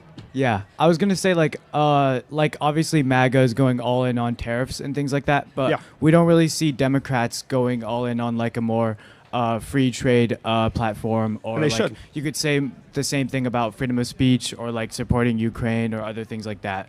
So Well, I would say look at the results. Every special election since Trump took office has gone heavily in the Democrats' favor, and that's a lot of Republicans voting for Democrats. So I think the messaging on affordability is what's really resonating with people, and not really a need to go into those other areas. That's my opinion. Okay. Thank you. Of course, man. Have a nice day. Round of applause. Come on. You guys are dead today, bro. Howdy, guys. How's it going, man? What's up, dude? Howdy. Do you guys see any future methods of enforcement for Section 3 of the 14th Amendment? Okay. Specifically for you, IRI. Section 3? What's in Section 3? I don't know. It's disallowing people who engaged in insurrection from holding office. No, I don't see that as a huge deal. Like, people are saying the guys who engaged on January 6th. I think most people voted for Trump did so based off lies and misinformation. And those guys on January 6th, sure as hell, they were misled, they were lied to, and I think their patriotism was weaponized. So I don't think we need to withhold those guys from office. Maybe Destiny would disagree with me. Maybe you disagree with me? Yeah, it was more of a Destiny Hutch debate they were having, but... Well, he's not here. Yeah. Listen. No, it's fine. I think that there needs to be a cultural appreciation for American institutions. And these movements come from within. The institutions can only do so much. If a person wants to violate the law, they're going to do it. But when that violation occurs, the American people need to be upset. When their First Amendment rights are under attack, you should be fucking furious, right? So while I find it unlikely that there will be changes, like fucking impossible to amend the Constitution, there needs to be changes within the zeitgeist, I guess. We don't even have to amendment. We just have to enforce it. Congress pretty much said we're not going to enforce it. I forgot who it was who said it, but they said Congress needs to pass a law pretty much saying to make sure Trump can't run because he engaged in insurrection. Congress would have to pass another law saying you have to follow the Constitution. But right now, there's no law saying that they have to follow the Constitution. Has abdicated its responsibility. Yeah. Who here thinks that Congress is doing a good job? Raise your hand. Anybody? No? Yeah, they're doing a shit job. They're the check on the executive's power, and they have sat there and followed every direction. So we need to get them out. Go vote. You can register right there. Make sure you do it. Yep, just being good boys for Trump. Thanks, guys. Amen. Yeah. Have a nice day, man. Round of applause. All right. Well, looks like we don't have anybody in Oh. line. So The center red guy. Let's get you him. want to Come bring on. him back there? Come on, Okay. come up here. Come on, let's talk about it. You said ICE is doing so great. Come on. Come on, let's do it. Come on. You said they're doing their job. Come on, don't be scared. Listen, I'm not going to grill you too hard, okay? I'm going to be nice. I'm a very respectful guy. In the, I'm going to try to listen. Listen, earlier, I think you were greatly minimizing what Donald Trump was doing in an effort to paint both parties as being somewhat similar, but they're not. Are you aware of everything that happened in Operation Metro Surge? I mean, I wasn't there, so I would never be able to tell you that. Yeah, I know. So there's but a case. What were you there? I don't have to be. There's a case. So you were not aware of everything as well. Continue, please. Yeah, that's why there's court documents. You recognize that, right? Court documents Yeah? are only part of the story. So continue. You can't lie. You know that, right? No, it's I know just- Trump it's does that and he fact. treats the judiciary like a big old theater, but real normal people don't do so. Okay? Okay. So advocacy for human rights and LHM versus DHS, kind of messed up on the name for the advocacy org, but you get what I'm trying to say. They are currently pushing for essentially all of this to be revealed and for there to be a TRO. There was successfully a TRO February 12th of this year. They have deprived thousands of people of their rights. There's a person that's referred to as LHM, a pseudonym in the case. She had a prior brain surgery. She was slammed into the fucking wall while being admitted. That doesn't happen under Joe Biden. And I know, listen, I'm being a little confrontational, but people need to realize that what's happening right now has never happened before. This is an unprecedented level of violations. Bar none. Nobody's ever done it. You understand that, right? Can I ask you a question? Of course, King. So if, and First Amendment right, fantastic right. Not would just never that. want it, would just First Amendment right, fantastic right. It's a lot of different things, the First Amendment, but the freedom to protest is one of them. It's a fantastic right, should never be taken away. That's why we don't have a king. That's why we are the representative democracy we are. Are we? So Are we operating as one right now? My question is, and I'm not saying we take away the right, so I just want to make sure we're clear. But if, let's just say Minnesota, and if the law enforcement officers were there to do what their job title says to do, and there were not people blocking the street, and there were not people screaming as the top of their lungs, Oh my whatever they God. want. I'm just asking How you a dare question. How dare I? No, how dare they? How dare they scream? I It's so didn't fucked say up. that. My first thing that I said is it's a right. It's an important right. It should never be taken away. I'm asking a question, though. If none of those people were there and the ICE officers were doing what the same thing that they were doing, whether it was to get a child rapist, not all of them are child rapists, but some of them on the But list these were. are the lies. Wait, let him finish. Let him finish. Let him finish. Hang let on. him finish. I'm just Hold let on. me He's finish about the to say dumbest thing question. ever. Go for it, King. They're also to get the guy who's been here for 20 years and done nothing wrong. He was such a bad guy, you know. He was such a bad guy. Didn't say that. You did. He was the baddest guy. So, I mean, okay. They're there to get certain people. But if none of those people were there, would anybody have died? If Donald Trump wasn't born, That's he not wouldn't have my assaulted question. E. Jean Carroll. That's He not wouldn't have my question. I'm discriminated just against black asking you to applicants answer my at any of his question. properties. He wouldn't have tried to overthrow the government. This is not what we think about. We live in reality. you're over and the here, reality and I'm is asking this that simple immigration and question. customs enforcement has deprived people of life and liberty, the principles that we stand on, and you are minimizing it, and that's not okay. It's not a minimization. It's It a is a simple minimization. question. You that are you are shifting. not You are asking- shifting answering. the onus from the government to the people. It's This a is a country simple for question, the sir. people. The government derives its power from the consent of the governed. Do you recognize that? So whenever something wrong happens, the first person you look towards is the officer who shot an innocent man in the back 5 times while he was just recording. Who you look at is the people running the Whipple detention facility who are depriving people of access to counsel Let me who ask don't you have a any question. access to the outside world. I'll ask you a second I don't- question. no, Maybe you're going to answer one the final second point. one. I need you to address what I just said. Did I Joe would love Biden you do to something answer similar? my question first, Your and then I'll questions are address irrelevant, what you sir. said. Your question's irrelevant. That's beautiful, but I would love for you to answer the question. It's beautiful. Okay. I love wanna- that you have an opinion of my question being irrelevant, but I asked you Yeah, if you if- would answer a question. You said yes, and you're refusing to. Okay, sure. I'll answer the question if you promise me that you can address these things. Can you do that for me? I would love to, but Pinky promise. answer the question. Pinky promise. I will pinky promise if Look you at that, actually everybody. allow He's me. just pinky If you promise. actually Wow. allow me to He answer the just said question, I that, would you know, love just to. said that. Wow. Okay. Yes, if Donald Trump wasn't born, or if Never said if anything Alex about Donald Preddy Trump never being decided born. to show, none of these things would have happened.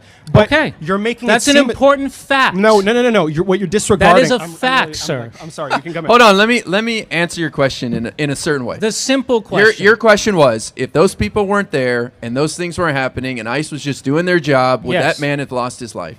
That is the question. Right. But here's the problem. They're not doing what you think they're doing. And those people were out there You're still letting not people answering the know question. that these people are just racially profiling. They're not arresting child rapists. That is a lie. The Minnesota Department of Correction came out and said this administration is lying about who they're arresting. Would that shock you? If I told you these guys are just out there racially profiling, harassing people, and you said, well, even if they're just here for 20 years and they didn't commit a crime, who cares? Did you actually see the list that they're looking I for? did. The people they're looking I did. for? You did. I did. You saw so them. there's a worst of the worst that they kept putting out. And Minnesota's Department of Corrections said this is a lie. They did not arrest these people. They were transferred from the Bureau of Prisons when their sentences ended. So the Trump administration is lying about what they're doing. Par for the course. They lie He's like mocking crazy. you right now. You but know it's that? a simple He's mocking question. You, you know. He's And like he's I beating said- you right now. But you, sir, you Very would good be one of Trump those impression. people out Very there good. screaming. You would be one of those people out there screaming if you knew the truth about what was happening. And really That's quick, the real point. Really quick. I'm sorry, I'm steamrolling you, but in reality, you're saying like really fucked up shit. And I'm asking listen, a simple listen, question. a lot of people you are are saying you're a assuming great my guy. question is loaded with tons of your beliefs question and thoughts. is No, meant it's to not. make it seem as if, oh well, it got riled up. It got pretty. It wasn't. They weren't able to control it. ICE is being given illegal directives. If all else was held equal, Immigration and Customs Enforcement would not be operating like it was under Joe Biden. Because under Joe Biden, they were not told to ignore the judiciary. Don't go to them for a warrant. They're just looking to higher ranking ICE officials. You recognize that, right? They're doing roving patrols. recognize They're dominating you're very municipal police. passionate. I recognize that you can't address my question. Or my Wow. point, sorry. I I'm just recognize you're incapable copying of you, doing if so. anything.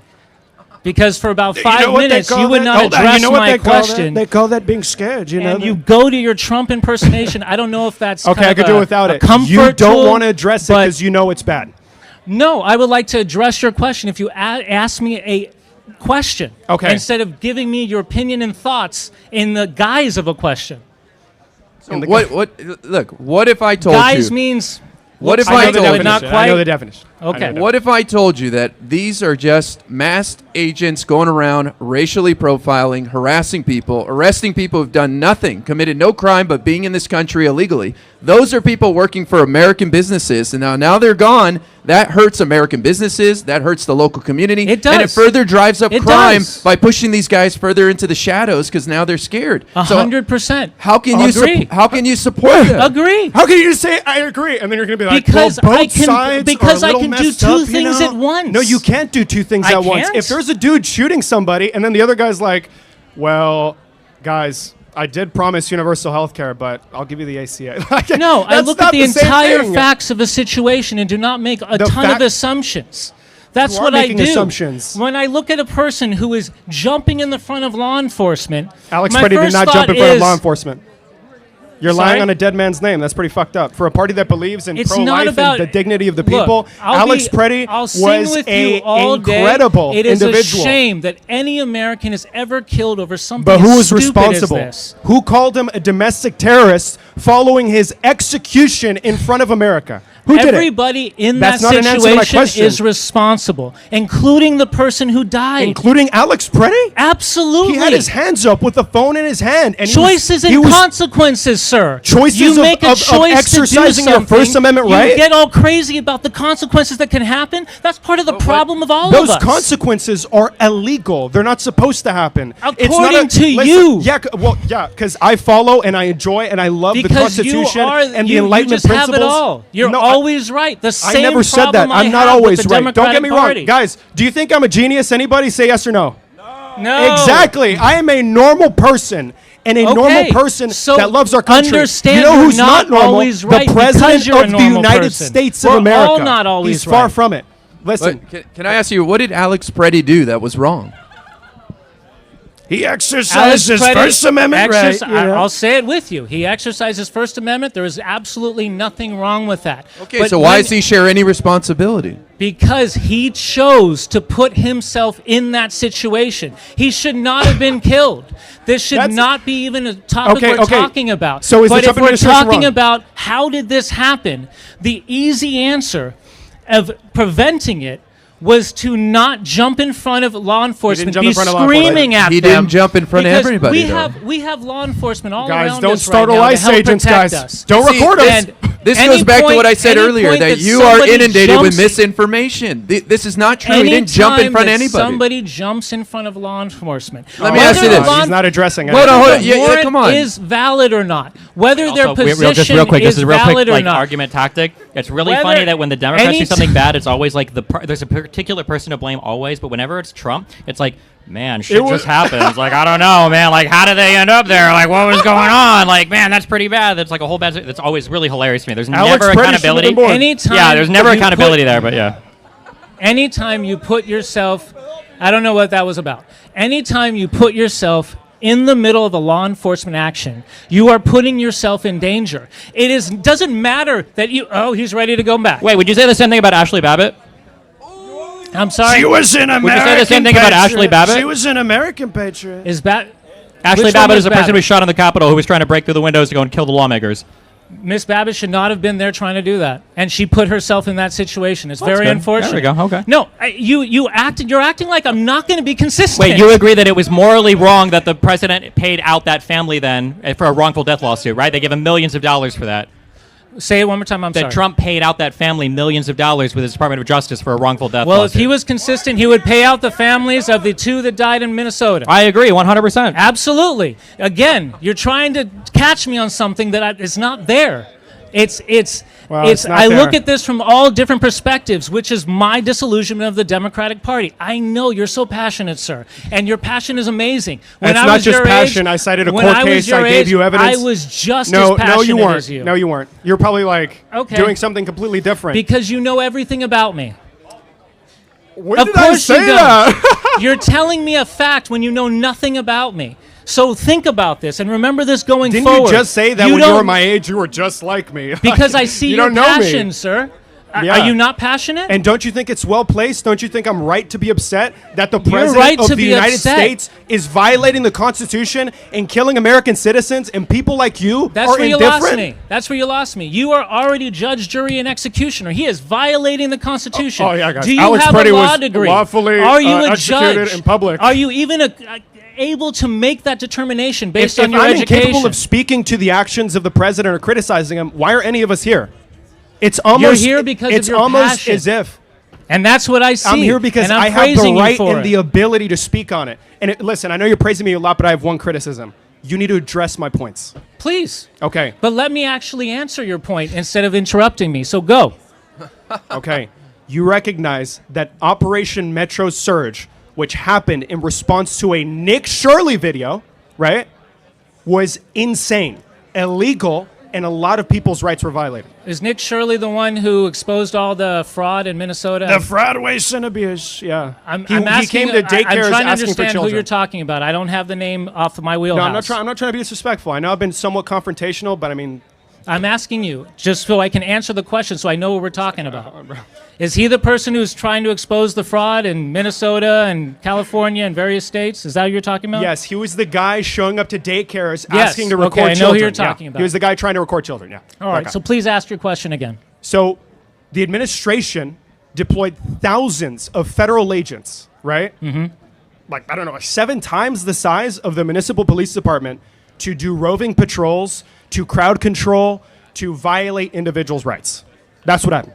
Okay, so what's the question? How do you feel about that? I think it's a misuse of federal dollars. Who's responsible? For? That. The president. Okay. Because he's the one who ordered the people to be there. It's a misuse of federal dollars. It's just the misuse of federal dollars? It's not a brazen violation of people's civil liberties? You got to be more specific. What exactly? Did somebody, Alex did a Preddy, law Renee enforcement Good, officer storm into somebody's house without a Whipple warrant? Immigration Detention Center. It's Sorry? ICE policy to violate the Fourth Amendment. You know this. Have you seen the Todd Lyons memo? I'm still trying to understand the question. Are you asking the civil liberties, violating civil liberties? I know you look that way and that way, but you want me to answer your question. Here, if you're let me not, ask if you. I don't understand You know, your question, maybe one listen. possibility is that you're not asking it right. But so let's see, try it one more time. Okay, go ahead. Try one more time. You got it. Okay, let me ask you, sir. If your community was being harassed by federal agents, would you not go out and protest and blow a whistle and do what you could to prevent them from doing It that? depends. It depends. There's a possibility I would. Okay, I'm not so going to say why that does no Alex in Preddy every share- situation. Why Sorry? does Alex Preddy get any blame in this situation? He's doing Again, what you would do in this Again, in this you guys are circumstance. hearing something that I'm not actually saying. I'm saying everybody is at fault in that situation, including. I'm not No. saying This is what I he is mean. at fault. But this is the problem. I'm not saying he's at fault for being dead. I'm saying that he made a choice that day. it's And just every right. choice has consequences. And whether it is Minnesota, whether it's here at UCLA, if you put yourself in front of law enforcement trying to just go home to their family But he didn't. and get their paycheck, Keep on saying that lie. and You you recognize that, right? complain So about this is the problem. result, You are misinformed. come on. You're There has to be misinformed, which some I'm- responsibility. He's not I- misinformed. We told him like a million times So, what actually happened. You're anyway. repeating the exact same thing over and over again. All right. So once again, there's no disrespect to you. We obviously are not going to agree on everything, Yes. but I bet you we agree on a lot more than. And that's either why of you us need to think. vote blue, liberal. We're gonna win you back. Know what? I know it. Sometimes I will vote blue. Other times I'm parched. I need some water. No, it's okay. No Other worries. times Oh, wow. I will vote red because just because of it's a party doesn't get my automatic vote. So Okay. Thank you, everyone. That's fair. Totally reasonable. Thank We- you. Round of we- applause, everybody. We love you. How close do I have to stand? Is this good? Hello. How's it going? I got one quick question. Are you willing to condemn the murder of Charlie Kirk? Yeah. Absolutely. There's no Oh, room, okay. no room for Wow. political violence. Even if I hated the guy, I thought he was a racist piece of shit. I don't think he deserves to get killed because it chills political speech. I have a question So- for you. Are you going to condemn the president's reaction to the death of Rob Mueller? Can I continue my line of Okay, following sorry. the question? sorry. Well, I mean, I'm up here to debate with you, and I want to. No, it's put okay. my I'm a point little. across. So- Yeah, my bad. So you're sitting next to a guy, Destiny, who refused to condemn the murder of Charlie Kirk on Piers Morgan Uncensored. So Well, what do you, really? you sit up here and you claim this moral high ground, but yet you're a co-conspirator of a guy who's literally I'm a gone on- co-conspirator. gone on live. This is my. Okay, hold on. I hold on. I'm proud to Wait. sit next to Destiny. He has Hold on. his opinion, Hold on. and I He's have mine. accusing So me. when, He's so when you accusing me. criticize Wait. Trump Wait, no, for no, no, allowing wait, hold ICE on. to kill these Hold on. people, how Hold are on. you Wait, supposed to sit next to wait. a guy who... I know you think you're making a great point. Charlie Kirk should not have died. And I'm not going to say. And Destiny I'm not- doesn't wait, believe that. So I'm how- not Destiny. how I can- am my own person. But you're associating with him. You're sitting up there on that table with him. Yeah. So how are you... Does, so- does so Destiny support the death of Charlie Kirk? Can we get Destiny's opinion on You this? refuse to condemn it. I don't know. That's kind of suspicious. Well, I do. I think. Listen. So you can associate Hold with on. this guy and you claim moral high ground. I don't think he openly says that death of Charlie Kirk was a good thing. He Yeah, refused he to doesn't condemn it. support it. So why doesn't he condemn it? Because he thinks it's a game that's being played, that we need to condemn this, but yet nobody condemns Trump's rhetoric, and when he says these nasty things, and yet Destiny is forced to do so for some reason. But Trump has never said, "Oh, this violence committed by ICE is really good. I like how he kills American citizens." Yeah, Good he job." has. He's hold on. He said that the death of Rob Mueller was a good thing. I did okay, but like, What do you mean? was it- Okay, but- that's crazy. What? When did Rob ICE Reiner, show up to when Rob Rob Mueller's house, Reiner- knock on when- his door, when and pull a Rob gun out or Reiner- something? No, I mean, what are you know what? saying? I'm gonna go down the list, and I want you to react to this, and you're gonna be like, "Oh, do I condemn it? Do I condemn it?" Let's play this game. When Do I Rob condemn it? Reiner, I'm not Donald Trump. When Rob, What is this? You He's- associate? yeah, I know. you He's the associate with president Destiny. of the United you States. associate with Destiny. Did you refuse wait? to Hold on, condemn. hold on. Did you vote Destiny for Trump? himself? Did refused- you vote for Trump? I haven't been able to vote yet. I'm Would 18. you have voted for Trump?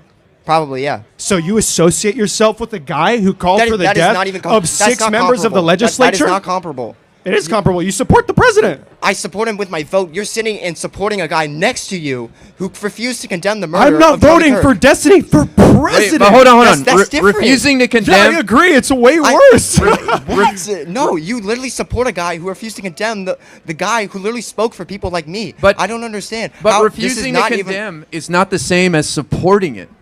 I mean, it's, Why does he need to condemn it? I'm pretty sure. Hold on. Because it's a horrible act. Hold on. I think it's a little fucked up that Destiny can't speak on it. But So bring him up I'm here. pretty I sure don't I like saw what? him on Piers. He'll be up soon. Okay, slow down.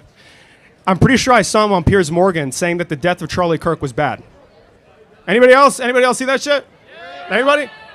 Everybody saw that. Okay, so then if he really thought that, then why wouldn't he go out with that? Why wouldn't he start out with that? Why would he say because I got Trump you. needs to go and tell people to calm down on our side before I'll say, oh, Charlie Kirk's murder was a bad thing? And I'll tell you. That's stupid. I'll tell you.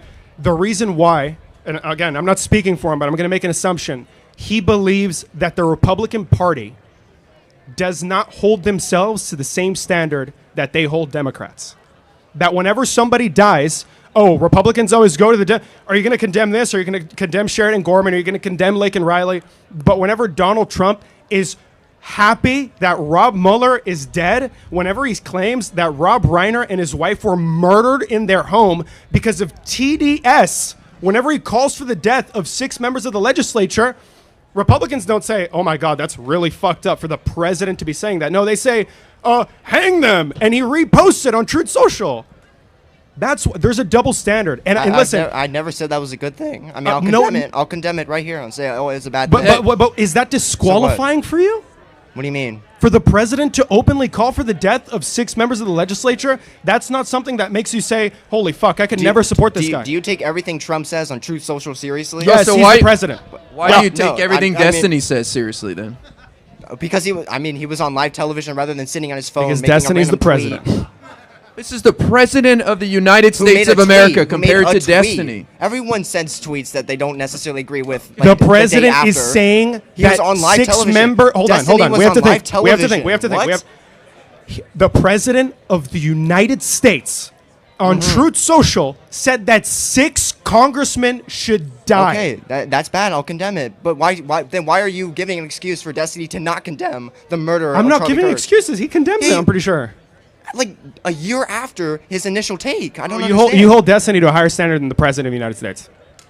No. You do. I'm holding them to equal. No, whenever it's Trump, you're like, oh yeah, whatever. It's kind of fucked up. But when it's Destiny, you're like, I've condemned every act of violence that you have professed. That is completely different. I've condemned every single example that you provided me about Donald Trump's. Hold on. Whoa. If Joe... Bro, I'm like, are you serious? You're literally trembling, dude. Lock in. Yeah, but listen, because I'm a little nervous. I'm sorry, I'm a little nervous. It's okay. I understand. Listen, let me not. That means you care. He seems like a nice guy. You know, he seems like a really nice guy. That's what they say. I'm just passionate, like you guys. Fair enough. That's great. That's great. The president of the United States is calling for the death of 6 members of the legislature that oppose him. You recognize the magnitude of that, right? But, okay, I condemn it, but what am I supposed to do? No, condemnation. That should be disqualifying. Look, he should be ousted. Me? Sure, but what does that mean to me to disqualify the president? I'm one person. Where Destiny is someone who relies on Twitch donors. You need to appreciate your civic duty more than you do now. You're not just one person. You're an American who plays a significant role in steering policy in this country. Everybody here should cherish that civic duty and live by it. It's not a privilege. It's not something that you can be like, oh, whatever. What does my opinion matter? Your opinion matters because they get their power from you. Your voice does matter. Right. Well, hold on. He's here. Let him answer. He's here. Hey, Destiny. He said that you're a piece of shit and that you. Why am I so mad? Why did you not condemn Charlie Kirk's death at the time? Well, I did. I said it's bad. You shouldn't be killing people for political reasons. That's not what you said on Piers Morgan. What did I say? You said, I will not condemn Charlie Kirk's death until Trump says that people need to calm down. You know that there were 2 times on that panel where I said political violence is bad and nobody should be committing political violence, right? You never condemned specifically Charlie Kirk's murder. I certainly did. No, you literally have only seen the 20-second clips on whatever. But like my issue is that my issue. So when I quoted you, was I quoting someone else? I'm confused. Do you think a 20-second quote can encapsulate the entire meaning of a thing a person said, or? I think it can provide insight. I guess when you have a president who can only think in 20-word sentences or 20-word thoughts, maybe that's the case. That's not nice. Are you talking about Biden? I'm sorry. Are we talking about Biden? Yeah, I mean, all he could ever get out. You want to compare gaps between Biden and Trump right now? Trump was running the largest racket in the world with either his crypto scheme or holding the Strait of Hormuz hostage and telling the European allies that he burned, that he said we don't need these guys for anything, and now he's crying because they won't show up to help him and bail him out of the stupid war that he started because Netanyahu told him it'd be a great fucking idea and he was too fucking stupid to realize how bad of an idea it was. Is that what we're talking about? Yeah, I'll disagree with that. Like what? I mean, like we've got the Biden that created millions of jobs, and then we got the Trump that created tariffs that he's waffled on continuously for the past year. Like you want to talk about evidence for senility? Like Donald Trump literally comes across as a guy who doesn't know where he is half the time. Biden sleeps through half of his presidency. Donald Trump is literally on camera sleeping. You're On gonna camera lose. sleeping. So was Biden. So No, I don't think he was. I don't believe he was. Biden Okay, could at least great. explain the executive orders he signed. How would you feel if an executive order was The brought auto to pen Biden and doesn't it was count. explained to The him what it auto pen was? doesn't count. I'm What? sorry. The auto pen doesn't count. The auto pen, you know they Yeah, dropped yeah. that investigation because it was complete and total bullshit, right?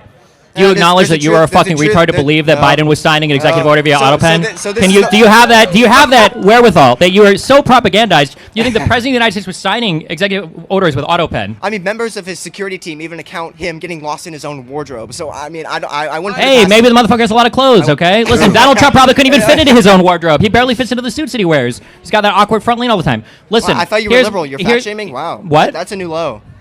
I'm not fat shaming. I'm just Trump shaming because I hate the motherfucker. Okay. No, I mean, like, I think that there's a huge issue, and I think there's an argument to be made that it's not necessarily the morally correct choice when Democrats are brought up over and over again and they're told to disavow, disavow, disavow, disavow. Meanwhile, Republicans get so unbelievably horny every time there's a new assassination, a new killing, a new bombing, a new attack because it gives them the justification to expand ICE, to expand whatever anti-terrorism stuff they do, to go to war with a new country somewhere. Like, Republicans see enemies behind every corner. We had Haitians eating cats and dogs. We learned out of nowhere that MS-13 and Tren de Aragua were the largest threats to the entire United States, and you guys like were in lockstep behind it, even though you guys didn't even know what these things were 2 days before Trump said it. We're hearing this 47 years of war with Iran. I'm just trying to say that when Donald Trump has some of the most divisive, most violent, most over-the-top, most like corrosive rhetoric of all time, and then you guys see a dude like me on YouTube, who, by the way, is more at risk of getting killed by any crazy shooter than any of these other conservative fucking losers on Twitter all day. Nick And you're like, Fuentes. why didn't you disavow hard Nick enough? Fuentes. What about Nick Fuentes? He doesn't go on anymore, Fuck does he? Nick Fuentes. Fuck Nick Fuentes, Listen, right? How do we feel about Nick Fuentes? You're such a big man. But like Fuentes had a guy literally show up to his house. I doubt he appreciated that, right? Shouldn't the president of the United States have like a moral compulsion to tell the whole country that they need to be less violent? I mean, Wait. He does Hold on, that. wait. He Do did- you he understand? did Hold that. on. No, wait. He did that. The fact that this is the easiest This is where you GED talk question in the really universe. fast You're at and don't let UCLA, anyone right? Provide a point. This is your debate topic and your debate tactic, where you literally just talk super fast and don't let anyone. I'm sorry. Say anything I'll slow like down I'm for doing you. right now. My bad. Okay. Shouldn't the president of the United States be like? There should be a moral compulsion for him to disavow violence in the United I mean, States. that's what he did on January 6th. So. No, he didn't. That was a good troll, though. Epic. Good rage bait. You need to You fight got it. like Good rage hell. bait. You're not gonna Good have a rage country bait. anymore. Good rage bait. I got you. Good rage bait. Yeah, I got Good you. rage bait. It is funny, though, that it's indistinguishable from ordinary conservative messaging because the entire conservative party is literally just rage bait these No, days. we just tell a lot of jokes. We have Why- a humor. You want to hear a really good joke? No new wars, right? The president of no new wars. You want to hear another good joke? What was it? 0 illegal immigrants over the past year? Another good joke. We're bringing back manufacturing. What's another good joke? In and out of Iran in a couple days. What's another good joke? 100 deals in 100 days. That was pretty funny, right? $18 trillion in investments. Oh yeah. Oh, and Doge was going to find $2 trillion. Like that was a good joke. Yeah, I don't. Yeah. But listen, don't you appreciate that Destiny was putting a mirror up to the right and saying, you guys always mock any violence against the left. So in this moment, I'm not going to condemn what happened to Charlie Kirk until our president condemns violence. Amazing position. Amen. What is your problem with that? Why do you have such an issue with that? Okay, so we both have issues. I that's all I'm hearing. Okay, That's so all I'm his hearing. role as a figure in the media Okay, is so- to shine a light on the problems with our But leaders, you and that's guys- what he you was doing know- in that no, moment. But we're not the same. You're claiming moral high ground by talking to people like me who come up here and talk about ICE, and you're saying, "Oh, Trump is killing people. Oh, ICE sucks because they kill people on purpose." That's the difference between you and me. So Wait, what's that? Yeah, we think that these are immoral things, so that would put us on a moral high ground for That it. is the We difference, think yeah. it's a morally superior position, of course. But you've had morally inferior positions yourself. Destiny, I remember when Destiny showed up at the Ellipse and he called for everybody to go to the fucking Capitol and riot and kill the vice president. Yeah, I remember that. Do you think Destiny actually supports what happened to Charlie Kirk? His refusal to condemn it is. He just told you to. He's right there. He's not a hologram. He's sitting right there. He told you it was wrong. That's not what he said. No. He just said it. Not on my television. He's not clarifying. At the time. He's clarifying I for provided you. you a quoted statement from his position on Piers Morgan. Do you think I'm making that up? Well, but he just said that was part of like an hour-long interview, and he said something else later on, right? Isn't that what you said? Yeah, I mean, I'm pretty sure I said 2 or 3 times in that conversation that there should be no political violence in the United States. It's not good. Like No, that should never okay, be I happening. agree, You but know who I- hasn't but- said that? no, but Donald it- Trump. I'm not Donald Trump, so I don't care. I'm not. I didn't say you were Donald Trump. You're not Stephen Bunnell either, but you're telling me what to say, right? You recognize No, that you're a I'm quoting you. I'm quoting you. I'm not telling you what to say. I quoted you. You recognize that. Oh, what does that matter to me? You support the guy. You're associated with him. Earlier, you came up and you put me on the same level as this psychopath that called for the death of Charlie Kirk, and you're like, oh, how could you be up here with the like moral grandstanding? You are voting for that dude to be president. I've never voted for him. You said you'd support him. You know what I mean when I say that. Oh, actually, I follow Nick Fuentes, so I might vote blue. Oh, yeah, much better. I might vote blue. I might vote blue. You never know. He's saying we should vote blue. So if the election were tomorrow, Democrat versus Republican, how you voting? I'd have to think about that. Oh, come on. You're so full of shit, man. Why are you a Groyper? Why are you following a 27-year-old virgin? What? Shitter What are that we lives even in his talking home. about? Yeah, he rots in his home all day, and he poisons like the minds of young men like you. It's pretty fucked up. Oh, wow. That's a upfront attack. Okay. I thought you had a moral high ground. We do not claim Yeah, that's the it. moral Yeah, high I ground. have a moral high ground because I'm calling out a fucking Nazi. What's the title of this tour? The Unfuck The Unfuck America Tour. That seems That's like a what pretty it is, high you moral know. ground. It's the Unfuck America Tour. So you're what, you know? cleansing America? Is that what you're doing? Because that's what the title implies. No, because so basically Donald Trump is fucking America and we're unfucking America. You know. So what I yeah, mean? you have the moral high ground. Yeah, you just come on. admitted. Y'all You need to just get more admitted. engaged. You Come just, on. You just admitted to claiming that you have the moral high ground over conservatives. Yeah, so. I'm gonna. Not every conservative. That's not true. Listen, hold on. I want No. everybody to know my position because I don't think I made it clear. My issue is not with the average voter. I'm not calling for the death or the persecution of a guy that voted for Trump because he wants cheap. He wants cheap gas. No, that's not my problem. My problem lies with the administration, with the liars and the abusers who have deprived the hungry of food, the sick of care, and have sold the American people out to the highest bidder. That's my problem. Yeah, That's a fair position. Thank you for clarifying. I just want to say, I don't have a problem with anybody who voted for Trump or supports Trump. I think most people are doing so based off lies, misinformation, and so I have no problem with you. I think you're probably a great guy. I try to be. Thank you. He's the best guy. But I'm worried. I'm worried about you that you're flooded with misinformation and nonsense, and it's affecting your judgment and the conclusions you come to. Weren't you the guy on Jubilee who like denied Ben Shapiro's statistic cited from the FBI stating that there was 300,000 illegal? What a monster. He What was a monster. He was incorrect. So is that fake statistics as That- well when he cited it is. There aren't 300,000 You know, missing there's a children fact in check. America. There's a It- fact check on that, right? So Yeah, the fact. I'll give it to you right now. There aren't 300,000 missing children in America. Right. It was 281,000. No, that's okay. not it. Sorry. That also included 80,000 children missing under Trump's first term, but he conveniently left that off. But those are administratively missing children. Those are children that ICE turns over to other agencies and are concerned that they don't have any way to reach out to them. But they're not missing. They're just been released from ICE custody. So, like Ben Shapiro, you have no idea what you're talking about when it comes to this talking point. So You know, this is the saying misinformation saying that I'm talking about. Saying that doesn't make it true, but It is true. I- Go okay, read the okay. Inspector General's report for DHS that put that out in August 2024. It's like 5 pages long, man. It's not that hard. When you get home, I encourage you to Google that and prove me wrong. Well, Amen, brother. You got this. Amen. Yeah, I hate to end it here. I got class. I'm already late. So Good luck. Be Thank you guys. educated. All right, buddy. Round of applause for his education, at least. Can we get that? Amen. Amen. Love you so much, you know. Goodbye. Have a great day. Okay. All right, buddy. You want to come up here?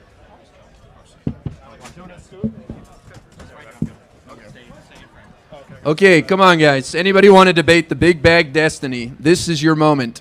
Mom spaghetti. The Democrat devil. Woo! Hey, how's it going? What's up, buddy? Hey, real quick question. Since we have IRI here, I just wanted to get your take on the governor race for California.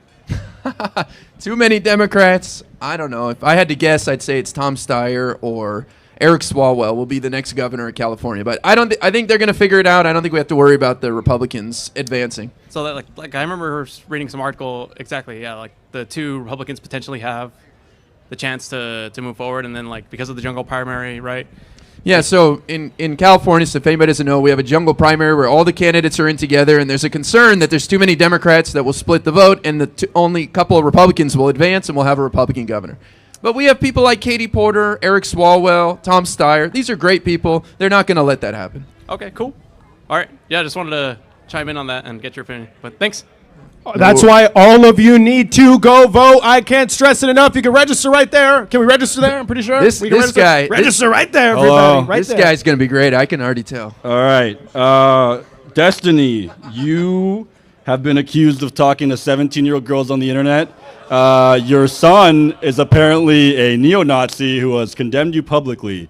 You were not famous for much of anything before JonTron, and then you went on to Adam22, debated Nick Fuentes, and after joining with a man who spent his career exploiting the black-on-black violence and gangsterism in LA and black communities, you now are telling me that you want to unfuck America. It seems to me that you've never been pictured with a woman who doesn't look up to you because you might be intimidated by a woman's intelligence. Why should I trust you? Why should I trust you to care about Latinos if I can't trust you with your own son? Okay, so a lot of things going on here. So the difference between my court case and Trump, who is convicted or held liable for rape or whatever, is that I'm winning my court case. Okay, you're always welcome to read through my documents. I do not talk to 17-year-olds, except for when I was 17 and I dated one in high school. But you're welcome to dig through that on your own. Number two, I'm not going to sit here and answer for or defend or attack my 14-year-old son's tweets online. If you want, you're welcome to go and debate him or argue with anything. But yeah, I mean, like he's on his own little political journey. We chat. I don't know if you imagine that a parent can make his child copy his political views and take these online and do these one for one verbatim. Generally, this is not how it works. If he's 18 and he's still a Nazi, you can come and talk to me. I don't think he's a neo-Nazi right now. I think he's just very edgy on the internet. And then what was your last thing? What does this have to do with Latinos? Why should Latinos trust you to care about us and not just do this for the internet so you can talk to girls? Why? Why should I trust you over any other white person that has come into my neighborhoods? He has Latino friends. I'm right here. Why? Why should we trust you guys? Born in Mexico, you know? Americans want to know why it was so easy for the Democratic Party to open up migrant shelters in New York and they can't run a homeless shelter. Why? Why should we give you that much power? Why should we give you more money? These are two very different types of problems. It seems to me that you want my problem with a lot of so-called leftists in this country is that they want me to condemn the United States. Great. The moment I condemn you, do you really hate Trump, or do you need me to hate him alongside of you so that you can convince me that you're moral and give you some kind of power over me in my life? Okay, I don't know what kind of demons you're boxing in your free time or in the shadows or whatever, but when it comes to like doing a political analysis and figuring out who's going to make your life better, who's going to do what for you, firstly, I'm never going to hear moral grandstanding from people that supported the grab him by the pussy guy. I just think that's fucking insane to me. I supported him. Number one. I said, number why two. Should I support you? Number two. Well, you have to support one side or the other. It's a two-party system. Right? That's how it works in big boy world. You can shake your head all you want, but at the end of the day, you're either voting for the Democrats or the Republicans, or your vote just doesn't matter. That's just how it works in our system. If you're mad about that, go cry somewhere else about it. Look prospectively. Malcolm X said no value then. Malcolm X, who said we should take care of our own communities, we should become self-determined. I'm sorry, did Malcolm X run third party for president that we had the opportunity to vote for? What does that have to do? Because I'm saying, anything? what moral qualities do you have that make you? Why should I think that you're going to fuck America? I'm trying to respond. You had a whole bunch of stuff that you were excited to read off your Wikipedia article about me. Okay, don't worry, I'm getting there. Okay, dude. So we can go back and we can look at the presidents that were elected, and we can see if we feel like they delivered for the American people in any way, size, shape, or form. We can go back to Bush, and we can see that we got quagmired into two decades-long wars, basically, in the Middle East. We can see all of the fallout that came from that. And Bill Clinton destroyed the middle class. All of the spending from that. Okay. All of the downstream negative effects. And when Bush left office, he left Obama with the global financial meltdown, basically. I think Obama did very well, and he's not representative of the Democratic Party. I think that's great that you can say that, but he was an insanely popular politician who managed to get us the Affordable Care Act, which didn't go as far as a lot of people, me included, would have wanted it to go, but it was a step, ideally, in a good direction. Obama. Did you just say that Obama... Well, he's diverting. Don't let him. Hold on. Real quick. Wait, let me catch up to Moderna, then you can... Yeah. Okay. You're not Obama. Secondly, when the Republicans came in, their first goal under Trump was to destroy the ACA. I don't remember Trump delivering anything substantial for the American people in 4 years, other than deficit spending, incentivized tax cuts. He cut everybody's taxes to run up the deficit, which was the one thing that Republicans said they didn't want to do. And then he left us with a nation in crisis for COVID. Then Biden had to come in. He had to clean that up. He had to create millions of jobs. He had to bring us back from the brink of not only COVID, but also the weird energy kind of like supply shock that happened 2 years after COVID, also because of the starting of the war in Ukraine, also because of the starting of the war in Israel, and then But despite that, we got monumental funding with things like energy, monumental funding for things like infrastructure. We finally had an IRS that was going to be staffed with enough people to do things to enforce our actual tax code. We had prosecutions of criminals across the country. The government was running more or less well. Now Trump has come in again. Now we've got. I just filled up my car for now. This is in I think this is in Florida even for $5.20 a gallon, which is insane to me. Okay, and we're going to war with every country on the planet. We're abducting leaders. I don't see where any of the improvements for the average American are. Like, so you ask me, like, where is the moral authority from the Democratic Party? I didn't guess say to run from the the country. Democratic Party. I said from you. Okay, I will give you that argument. Don't vote for me. I guess I'm not running for office. Like, what do you want me to say? What? We're advocating for a better government, not a better destiny. Why can the Democratic Party run a migrant shelter? It can't run a homeless shelter. These are two totally. These are two completely. What is wrong with that? What is hard? That's the question actual Americans want to know. And you're going to sit here and I remember. Yeah, the exit polling said when everybody voted for Trump and they walked out of the voting place, they said, "I just can't believe the Democrats can run a migrant shelter and not a homeless shelter." That was everyone the biggest issue. feels that way. That's what people really feel.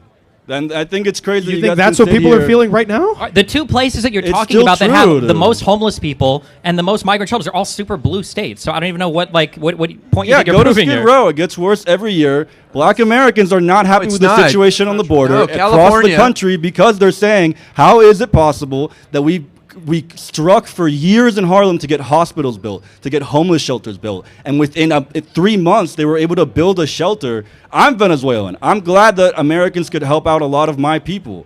But I think black Americans do have the right to question democratic governance and say, we've been here the whole time and you guys can't help them? What's that about? Well, homelessness has actually gone down the last 2 years in No one California. believes that. Even in, I think in Los Angeles, it's gone down double digits. So there's been progress, but it's a difficult Fake problem news, to the solve. fake news. That's fake news guy. Okay, it's not that easy to solve, but we inherit 1/5 of the nation's homeless people here because of our nice weather and our accommodating cities and social services. So it's not something you're going to solve overnight. But at least our party is trying to So do how something. long do we have to wait? Well, how long do we have to wait? What evidence do the American? So here's my solution. You said that Donald Trump did all these things. The middle class was wiped out during Biden's Hold on. Wait. presidency. What is the country that has solved homelessness? Like, what are you asking for? Like, what are these demands? I'm saying, What, like, how is how it long do possible, we have to how solve is it homelessness, to possible solve poverty, that to solve you can't give immigration? black people a homeless shelter in Washington, D.C., and New York City, but you could open up migrant shelters? We've Yes, been because waiting they have for a hundreds law. of years. They have a law in New York that anybody who asks for shelter can get it. And so these migrants wanted shelter and they got it. And anybody could have asked for it. So what too. am I supposed to tell the black homeless women at night that ask me for money in New York that I help, that the rich in New York don't care about, that no one else will care about in this country? What are you going to tell those women? Because you haven't given me an answer to that. And I'm going to leave here right It's the now first time you asked the because I don't question. want to waste more time. Yeah, you wasted time talking about Destiny's family, and now you're going to take this position. Because the reason I said that is because you want to hate Donald Trump because you Yes. aren't a symbol of anything. Because you want to say, look at him, how bad is he? Look at everyone here. You know how many fuck ICE protests I've been to? You know how many people in the city get drunk every single fucking weekend? They can't educate Hispanic kids. They're not running the country. They're not the president I of the don't United States. care. What- I don't wait, care. Why do you not care? It's you have on the same you standard as for a parking. man. We're not running You for guys don't want to president. take We're care not of the your president of the kids. United States. You guys don't want to take care of the kids. I'm taking What care you of all guys of my want to get kids. drunk Do we need to go every adopt weekend people? What are you and get talking mad about? when the taxes go up or when this happens. You guys don't do shit. You're one of the highest tax states in the country. What are you talking about? People are mad And about what the do you taxes do here. every weekend? Help your own people. So, all right. No, don't leave. Right, Come brave. back. Brave. So people like that have no solution. They have no leaders they can propose, nothing at all. Just complain and then say you're not fixing everything. Unfortunate. I appreciate. Yeah, a quick announcement. I just want to remind everybody watching the stream. Thanks for watching, by the way, and thanks for y'all that are here. But donate, all right? We're like 3,500 out of 5,000. We're getting there, but we only have about 35 minutes left in the event before we get shut down, okay? But if you want to support the Unfuck America Tour, but you want to actually get something out of it, you can go to unfuckamericatour.com and buy the merch that I'm about to hand out for those of you that are there. So if you're here, we have some hats that I'm going to hand out over here on the side because I don't want to delay the debates. So if you want a hat and you're here, over here, I'm going to give some out, okay? And register to vote, please. Don't forget to do that. Right there with him. Yeah, you can swap me out if you want. No, you're not getting swapped out. Just hop up for a minute. Come on in, Adam. Round of applause for Adam, everybody.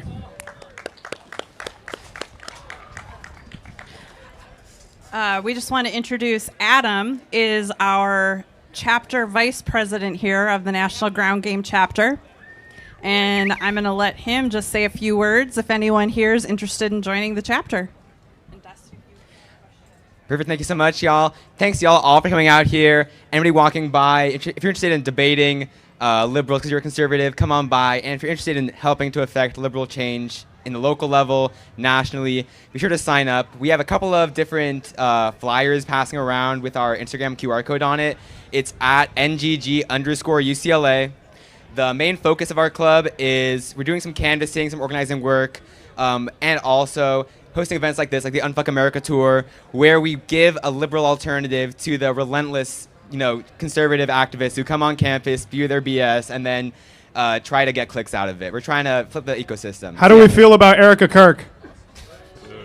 Boo! Fuck Erica Kirk! Oh my God. Fuck Turning Point USA. You guys deserve better. I love you all. Thank you.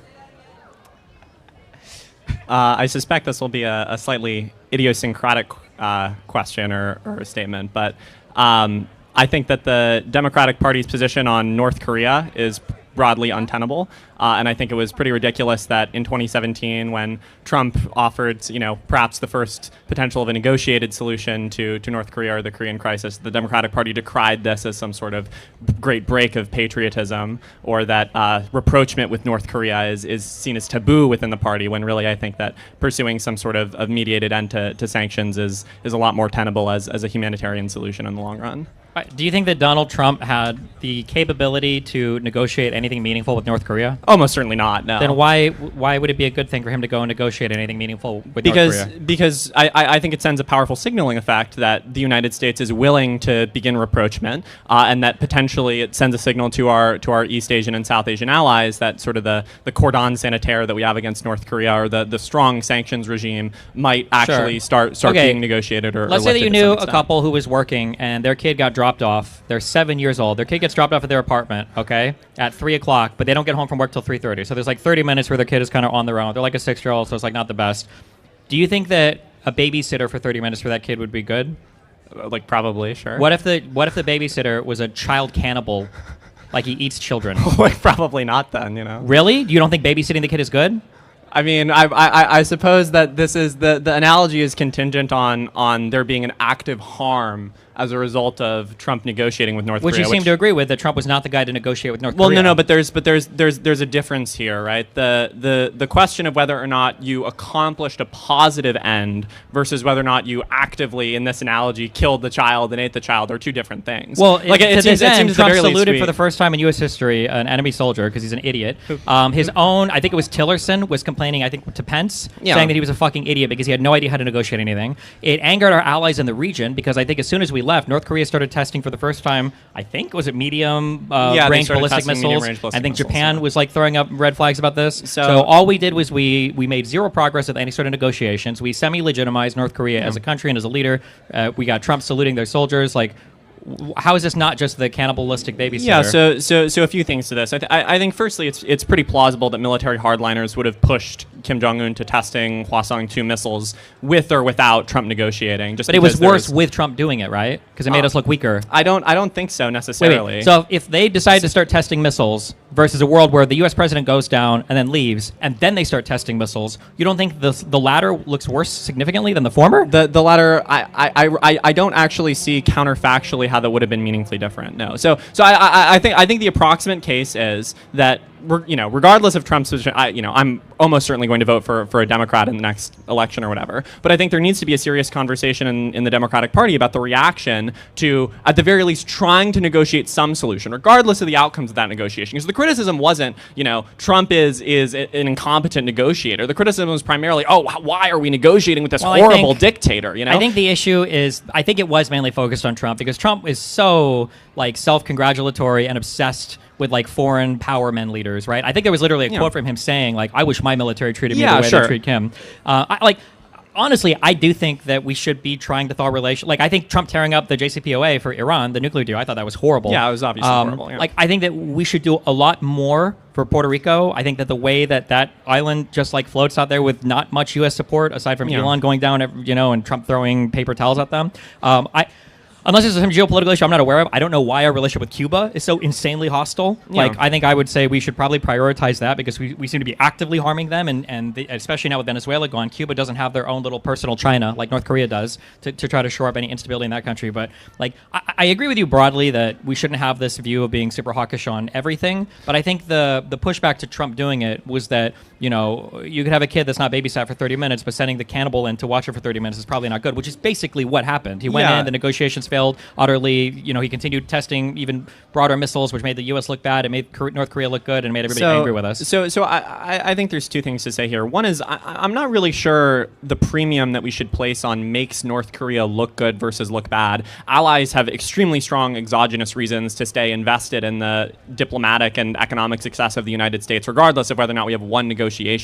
But I do think there is something meaningful about the fact that we have not negotiated with North Korean leaders. We have treated them as though they're some, intractable dictatorship that we need to maintain maximalist pressure on. And Trump was, for better or worse, the first person who took a stance that said we're going to be willing to negotiate with them, even if those negotiations weren't ultimately successful. And I agree, Trump's foreign policy has been a disaster in a number of ways, but that step at the very least was quite powerful. And I think liberals have said the same thing about Obama, right? Even if the JCPOA wasn't perfect, that it sent a signal to our allies in the region and to allies around the world that we weren't just going to invade Middle Eastern countries as our first priority. We were going to negotiate with them. But Obama was a person to do that. Like, Trump was not. Yeah, is the issue, right? Sure, but I think even if that's true, it's not clear to me that the counterfactual where Trump doesn't negotiate is actually any worse. Because sure, maybe there's some moderate signaling effect or boost in North Korean credibility, but realistically, that's not actually going to have a material change. I mean, the I think security maybe calculus one of thing many won't. leaders. But I think the general message it sends to your allies is you're undermining their position on everything, and it seems like you're cozying up to an enemy, and it seems like you might be giving them a free pass to do some crazy stuff. I think that if we go back to those 4 years of Trump, maybe you can argue this is kind of Trump derangement syndrome. Does this really matter that much? And maybe if it stopped there, maybe there's an argument to be had with that. But last night, the American president just said that the rest of the world is going to be fucked out of the Strait of Hormuz, and they can just buy oil at an increased cost to us. And I don't see how you can't view that as anything more than a continuation of his desire to meet with strong political leaders, do things unilaterally at the behest of his own ego, to the detriment of other allies in the region. Like, it seems like the same foreign policy that led to failed negotiations with North Korea is the same foreign policy that led us to abandon our Kurdish allies in Syria. It led us to create an agreement in Doha with the Taliban that excluded the entire on and on and on. Yeah, sure. That's what I'm saying. Yeah, I think negotiating with the Taliban and making a deal with them ultimately was probably a good thing. Trump's deal was terrible. I think that leaving Syria was probably a good thing. The way that he did that and totally abandoned the Kurds to the Turks, I think, was horrible. I think there are good things that you can do, but like the cannibalistic babysitter is just not the way that I would go. I think the problem though is again we're not observing the counterfactual here, right? There was it's history. I can't have a counterfactual, right? Wait, that's how we have to do all moral analysis, right? Like you. Well, but historically, I can never have a historical counterfactual. Wait, but we can weight the approximate likelihoods of various counterfactuals, right? Well, yeah, but to do that, I auto win because Trump did everything that people would have been worried about him doing after the North Korea thing, right? Well, which is undermining allies and our alliances and everything else. But that was totally unrelated to the negotiations within North Korea. So let's just take this scenario, right? Trump doesn't negotiate in North Korea, right? Broadly speaking, I think I agree. He doesn't accomplish much. I actually think that there was a little bit of rapprochement, or at the very least, there was at some point an offer on the table for some kind of sanctions relief, which didn't ultimately happen for various reasons or whatever, right? But at the very least, there's some positive signaling effect to future leaders that we're going to break the neoconservative consensus in Washington that we just need to be maximally hawkish on foreign dictators, regardless of whether or not that actually benefits. Yeah, but he wanted to break the neoconservative consensus to engage in the neo-narcissistic agenda. Well, like, sure, you remember, I don't know if you read the New York Times article. You know that Trump tried to fucking invade, what was it, the submersibles with the, you remember this, right? The Navy SEALs. There were like 12 of them that they tried to send to North Korea, and they ran into some issues, and they had to kill a few sailors, and then... So here's the look. Trump's foreign policy is extremely schizophrenic, and broadly speaking, I think it's going to be a huge detriment to the world. But I think it's worrisome that the Democratic Party's reaction to this is rarely ever seriously interrogating whether there might be a point with retreating a little bit from some of our hawkishness on these foreign dictators. And I think that's a conversation conversation we should have more as Democrats. I would agree with that. But I think we have to elect the first But I think if Trump forces us to have that conversation, then then maybe that's actually a net benefit, right? That if he forces us to seriously interrogate whether the neoconservative consensus think about it. He's is good not for those forcing us to have the people. conversation. He's hurting our ability to have it in the future because now the next U.S. president that steps in to have that conversation has all the baggage of the failed Trump negotiations beforehand. So if we wanted to bring Japan and South Korea in, to some kind of deal with North Korea or to have that conversation, they're going to think, well, the last time a U.S. president went down there, this dumb fuck saluted their military and got literally nothing, and his own Secretary of State was complaining about how ineffective he was. Like, why would we follow the U.S.'s lead on this? But you need to break the cordon sanitaire at some point, right? You need to. I agree. break I'm not the- disagreeing with you. I'm just saying that Trump hurt that progress. Well, Even by starting the thing, he hurt it. So the problem is without starting it at all, I think it would have been worse because you I agree, preclude the but ability of any future I don't know how to get through president this like a logical thing. I think was I just talking to you about this earlier, where it's like there's a problem, and if you take one step in any direction, somehow it's good because at least you've taken some step or whatever. But it's like you can do things that make a problem worse. No, but I think it was unequivocally a step in a positive direction to begin negotiations in some form with North Korea. I super disagree, but What do you point to as success coming from that? I think the success was the fact that we no longer treat North Korea as some international pariah for whom negotiations are completely out of the question because we say, South Korea will never tolerate negotiations of any kind. And we seriously begin to interrogate in the future whether or not some sort of mediated ceasefire and sanctions relief, and sanctions are materially hurting North Korean people on the ground, and they haven't seemed to meaningfully deter North Korean missile testing. They haven't seemed to meaningfully improve the security environment in the Asia Pacific. If anything, they've made it significantly worse. And so I think forcing a break, regardless of whether or not we ultimately in that instance accomplish that break, was probably a good thing in the long run because it forces Democratic politicians to begin to adopt similar, less bellicose positions on North Korea. Well, I haven't seen any progress in that direction. And I believe our leaders think that it's not worth talking to them right now until some new leadership takes hold, maybe his daughter in years from now, who knows. I look at what Joe Biden did under his foreign policy, and it seems that he's been justified in the moves he made. For example, not trying to appease Putin and putting these tough sanctions on him, another dictator. Now look at what Putin has been able to do with Trump in office. So talking to this guy is totally pointless and has accomplished nothing. So did that not rebuild your confidence watching Joe Biden play masterfully on the world stage? For one, I think you're dramatically overstating the case for Joe Biden's foreign policy. He got 2 strong new members into NATO. He completely boxed Russia in a corner. He demolished Iran's proxies and brought them to their knees. Into NATO. Those countries were always going to join NATO after No, some they sort of didn't. Russian invasion, No. right? Russia was literally invading Ukraine. I mean, come on. Like they're going to wait. To be clear, there's no world where they join NATO if Trump was president, where he's constantly shitting on NATO always. I don't think anybody. You don't think that they could have just pulled up to Trump and done like the Zoran thing, where they just send some hot guy in front of him as like, Trump, my brother, you got to let us into NATO, and then they let them in. I think one of the there are only so many hot people that could be in front of Trump to capture his attention. I think Trump is a man that kicked every world leader out of the Oval Office so that he could have his one-on-one, on his bed, kicking his feet up, chatting with his best friend Putin. I don't know.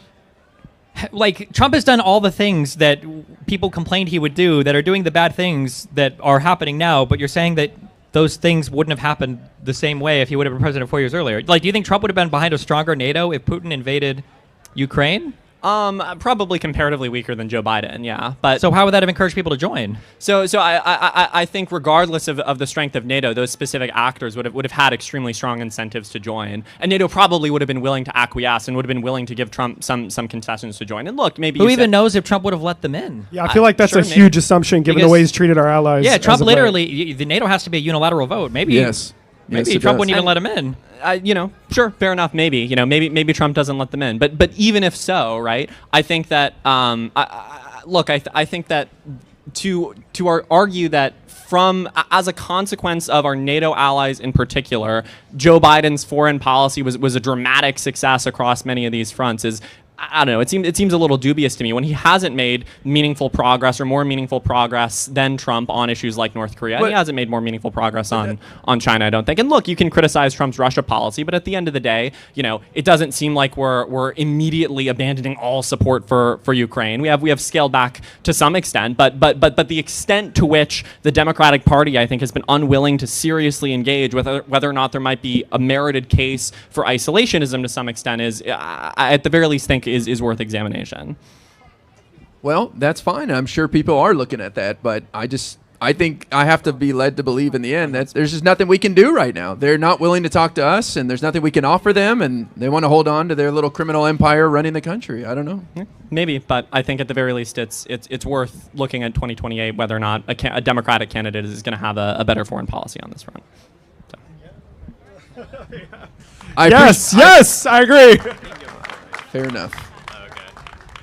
All right. Destiny, how are you doing? Hey, I feel like I recognize you. What's up? Is that an Uncensored America Yes, jacket? sir. Fuck Myron Gaines, too. Well, we love Myron Gaines. We love I Destiny. don't. Do we love Myron Gaines? Yeah. No, it doesn't sound like it. Well, my question's actually not about Myron. It's about James Fishback. Destiny. What happened to the debate? Fuck James Fishback, too. Did he cuck out the debate? What happened? He dodged, apparently. Oh, really? Do you think he's a serious candidate, or is he just trying to be a meme candidate? You asked me that question when, I don't know what a meme is. Donald Trump is literally a living meme, so I don't know how I'm supposed to evaluate that. Well, I mean, do you think his campaign's serious, or is he just grifting? I didn't think Trump's campaign was serious. All 3 times, but I don't know. It seems like he's running a little bit as a meme, but it might just be when you're polling, because he's relatively unknown, you say anything to make a splash and get attention. But that seems to be, I think I just asked somebody, I haven't even looked, but doesn't he poll 5%? It seems like he has to do something to get attention, so yeah. Well, do you think then, because obviously I think open debate's great, we should debate anybody, and you do too, of course. But when somebody, if you believe they are a grifter or a meme candidate, whatever you want to call it, do you think it is worth platforming them or debating them, or is it just a waste of time? It depends on the type of conversation you're going to have. Personally, there's a lot of factors you'd have to weigh there. I would do it because I think a lot of the stuff he said is stupid and crazy, but I think a lot of what he says can also be kind of tied into the Trump admin and some of the big rifts of thought, at large on the right. So I would debate him for that reason. But if he was just a wacky random guy who thought that, the earth was flat and, whales could speak telepathically to people or whatever, then I wouldn't personally, yeah. But I feel like he represents enough thought kind of on the right that it'd probably be worth arguing with him over it. Yeah. Looks like you have something to say? Yeah, I read that he changed his position on Israel just a couple years ago. He was very supportive of them before the 2024 election. Now he's riding that wave of anti-Israel sentiment. He also was the guy who came up with the $2,000 checks from the Doge dividend, which was obvious nonsense, never going to happen in a million years. That would take $2 trillion in savings by Doge, which everyone knew wasn't serious. So I don't think he's a very serious candidate at all. I think he's somebody who just wants a lot of attention. Yeah. Well, while I believe that he's a liar and he obviously has put up a front in an attempt to appeal to a younger audience, to talk to him would probably be worth it because, again, he reflects, I guess, the values of some alienated young men. Yeah. Also, at Destiny, you have debated him before, right? Yeah, but I don't think he was running for governor then. It was on Jubilee. Right. Yeah. Do you think, last question is, do you think there are any meme candidates on the left or anybody that's obviously a grifter, other than Hassan Piker, that you think is a total grifter? What's the question? I said, do you think that there's anybody on the left that's like Fishback that's trying to run a campaign that's totally grifting, is not a serious candidate? I know a lot of you guys think Hassan's kind of like that, where he's just grifting. Well, to be clear, Hassan's not running for office. Well, yeah. But I mean, in the influencer and political sphere. I don't know about particular individuals, but there's always going to be a role for somebody to run as a losing candidate and be able to raise money and live the high life and get attention. That's what George Santos did. He accidentally won when he did that, but there's always going to be people out there that are coming in 7th place that are getting attention to raise their social media followers or money. So yeah, of course there's going to be people on the left. I can't think of anybody right now, but of course. Cool. Thank you, guys. Yeah, thank you so much, man. Hey guys, how's it going? What's up, Hello, dude? sir. Thank you for doing this event. For sure. Sorry, Destiny, I have to break your no abortion rule. You'll be okay. Do you generally agree with the precautionary principle? I don't know what this means, but my guess is going to be if you're likely to cause great harm on some side and it's like a 50-50 thing, you probably gravitate towards the thing less likely to cause harm. Yeah, but just simply better safe than sorry. It's a general principle. Would you agree that, so you use the consciousness stance on abortion. Would you agree that if we do not know when consciousness begins in a fetus, that we should generally not do abortions then? I would agree in a vacuum, but the issue is you're counterbalancing this with another right, which is for a woman's body to not be forced to incubate something for 9 months, right? So it's not, unfortunately, there are some things where like it's better safe than sorry. Like would I push a button knowing there's a 1% chance to kill somebody in the next room to get like $10? Like, well, even if it's just a 1% chance, it's probably not worth pushing the button. But if you're counterbalancing this against somebody else's like pretty fundamental important rights, I don't know if you can just appeal to like, well, better safe than sorry, because you could arguably make that same argument on the other side, right? Well, if it's one cell, like better safe than sorry, 1,000 cells probably isn't living, and why risk an entire woman's, autonomy for 9 months to preserve this? So I would agree that when it's at one cell, when it's a zygote, that is clearly not conscious at that point. And I would also agree that like if the chance was like 1 in a million that a fetus was conscious, then we should probably protect the woman's right to have an abortion. But the issue is that you need to really put a number on it. If you can't put a number on it, on what the percentage chance of a fetus being conscious is, then you just have a big question mark. And at that point, you're kind of behaving irresponsibly.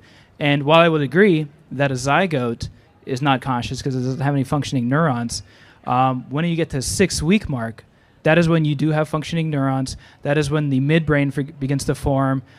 Brain waves have been detected in fetuses or embryos as young as 6 weeks. And so at any point after 6 weeks, whether or not the fetus is conscious, at that point is a question mark. And like I said, you really need to be able to put a number on what the chance is. If you want to counterbalance it like you're talking about, you need to know what the number is that you're counterbalancing, but we don't. We can't even put a range on it. Well, we can probably put a range from 0 to 100. Okay, but, yeah, sure. 100. No, like I mean within that range. Again, I don't know if it's. I don't think I would appeal to that type of argumentation to say that. Just because I feel like the only way you can make that argument is if the counterbalanced right, like there are worlds where you could argue that even if it was conscious, a woman could still theoretically, morally have an abortion. So I like the idea that the bodily autonomy argument can be thrown away so easily there. I'm not fully convinced of that. So I'm pushing on the conscious argument first. I can pivot to the bodily autonomy argument later. But right now, I just wanted to finish on the conscious argument. I'm sorry, I'm not trying to make a separate argument. I'm just saying that is the counterbalanced right, and it's a big one at this case here. Right, but don't you agree that in order to counterbalance it, like if you knew it was a 50-50 chance that the fetus is conscious and is thus a person per your standard, then you shouldn't have an abortion. What I'm saying is that even if it's a 100% chance, there might still be an argument on the pro-choice side. Okay, so if it's 50-50, I think that's an easy... So you want to go to the bodily autonomy argument then? You're abandoning the consciousness argument? I'm not abandoning the consciousness argument. I'm saying that you're putting a question mark on one side, but you're not putting much of a question mark, or you're not considering the rights on the other side. Well, no, I can talk about the bodily autonomy argument. I guess if you want... I can pivot to that. So for... bodily autonomy arguments, the reductio... It's like scrolling through the doc, dude. Huh? No, nothing, man. So don't worry about it. I'm looking at my notes. Okay. Are you anti-abortion? Yes. Okay. Yes. Because there's approximately a 50-50 chance that the fetus is conscious. No, I'm saying... No, my point was... There was a question. My question was, if you know it's 50-50 that it's conscious, then should you do an abortion? That was just a question. That wasn't a statement. So, bodily autonomy arguments slead to a reductio that a woman can have an abortion at any point, even 1 week before. This is the reductio for that argument. And the vast majority of Americans, 87%, think that third trimester abortions are wrong. I don't think that's necessarily true, because you can just have an early delivery, right? True, but there are clinics that do abortions up to 34 weeks. Sure, and I think it's worth discussing that, but that's not an argument against the moral principle, right? No, it is, because I just said that you can do it 1 week before, and you said, well, they don't do that. Okay, would you be okay with like the moral position of you can have an abortion up to when you can have a forced delivery, and once you can have a forced delivery, then you ought to have a forced delivery? Are you asking if that's my position? No, I'm saying would you be more okay with that moral position, I guess? Whatever restricts abortion more so, I'm in favor of. Okay, because I think that would be a defensible position, because you can just have an early delivery, right? Well, to respond to your earlier point. Sure. So... But why not look into the reason why people are having abortions in the first place and deal with that, which mostly comes down to financial situation, interrupting a career. Why not focus your attention on that instead of trying to convince people with this argument? I'm sorry, I don't understand. If you want to bring down the number of abortions, why not deal with that in a practical sense? I want to eliminate abortions. Okay, but you can bring down the number of abortions dramatically by focusing on real-world solutions. I mean, I haven't really finished. Like what? I'm not sure what your point is. Like making sure women aren't interrupting their career by having a child, by making sure people's material means are addressed. I mean, sure. If you want to. Otherwise, it's just a masturbatory argument here. Let's get rid of abortion, but it's like let's stop having teenagers have sex. They're gonna have sex. So how do you bring that down? To be fair, you haven't even let me finish my argument. You're just calling it masturbatory and kind of dismissing it. I haven't even finished making the argument yet. Well, we're about 12 minutes into your argument. So when do we get to the core? Well, if you keep. Okay, wait. Here's my quick hypothetical to boil down the bodily autonomy thing. Okay. Uh-huh. So, let's say that somebody was rolling a car towards you, and you could shoot them and stop them, right? Yeah. But let's assume that like you knew that the person didn't know they were going to roll you over, but you could shoot and stop them, right? There are times you can exercise self-defense where even the person is not aware that they're about to harm you, right? Would you agree with that? That that's ethical? Yeah. If someone's going to try and run you over with the car, you can try to shoot them to stop them from killing you. If somebody was wandering around and they were holding like a magical pregnancy wand, and you saw this guy wandering around and he was about to touch you with a magical pregnancy wand, and you knew that was going to commit you to 9 months of carrying a baby and delivering, would you have a right to like engage in lethal self-defense against that person, even if they were unknowingly about to tap you with a pregnancy wand? It's arguable. It's an arguable position. So I feel like how do you accept that and then? Well, because that's a man with decision who is intentionally trying to harm you. No, I'm saying they don't know. They're just wandering around aimlessly they're blind with the pregnancy wand. Well, I wouldn't shoot a person who's just wandering aimlessly. If they were going to contact you with it? Well, no. It's what he's doing to me. It's not a lethal. It's a serious harm, but it's not a lethal attack. I wouldn't use lethal force against someone who doesn't know what he's doing, and if he touches me, it's not lethal. So if a guy was wandering around and he had like a long knife, but like you were near a hospital, it's not going to kill you, but you could execute him. You could do lethal self-defense. You would let him just walk into you and stab you in the abdomen, and knowing that you could go to the hospital and you could be okay afterwards. Yeah, I would defend myself against a man with a knife. How does this apply to the argument? A man with a knife who doesn't know that he's about to stab you, is wandering around darkly. The principle is you can enact lethal self-defense against people that might not even knowingly be about to harm you, but you can still do it to avoid harm. To be fair, your example just now is a lethal attack. No, I'm saying it's not going to kill you, right? It's just going to stab you, but you're near a hospital. I think the problem with the intuition here is most people say... Can you help me how this relates to the argument?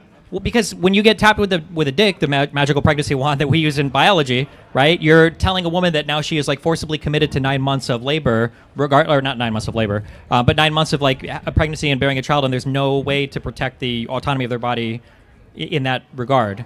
But I feel like we would enact lethal self-defense for lesser physical harms than pregnancy. Okay, the bodily autonomy argument.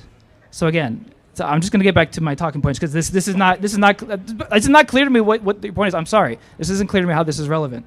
Okay, so again, I would like you to respond to this point. The bodily autonomy argument, the reductio for that is that it justifies abortion up to a week before. Do you agree with that? I'm telling you that you can just deliver. You don't have to have an abortion a week before. I'm asking you if you agree with that. I would agree with that over a blanket ban on abortion. Yes. They're silencing him, everybody. They're silencing him. That's crazy. You can give us your final point, and then the next person come on. Okay. Or your final. So, the reductio of it is it allows abortion up to the end of the final week. You haven't really responded to that, I don't think. 87% of Americans believe that third trimester abortions are wrong. There are clinics in the U.S. that do abortions at 34 weeks, which is morally equivalent. Elective abortion? Yes. Just any reason. 34 weeks. I can. Really? I can show you. See, there's this lie that's pushed Love to around. see it. There's a slide. I will show you. There's a slide that's pushed around that says that most really late-term abortions are for medically necessary reasons. But if you actually look into the data does not support that. Okay. You're telling me a 9-month pregnant woman can go into an abortion clinic in America and say, I want to go out this weekend, get this monster out of me. There are abortion clinics that do... Bullshit. Where? In Maryland, in Washington, D.C., in Colorado. I can say show you. for You can no shake your head all you reason. want. I guarantee I look into this, it's going to say that you can shake your head all you mental want. health evaluation. Also, look up Dr. Warren Hearn, an abortion practitioner. He retired last year. Where'd you say? Hold on. Where'd you say it was happening?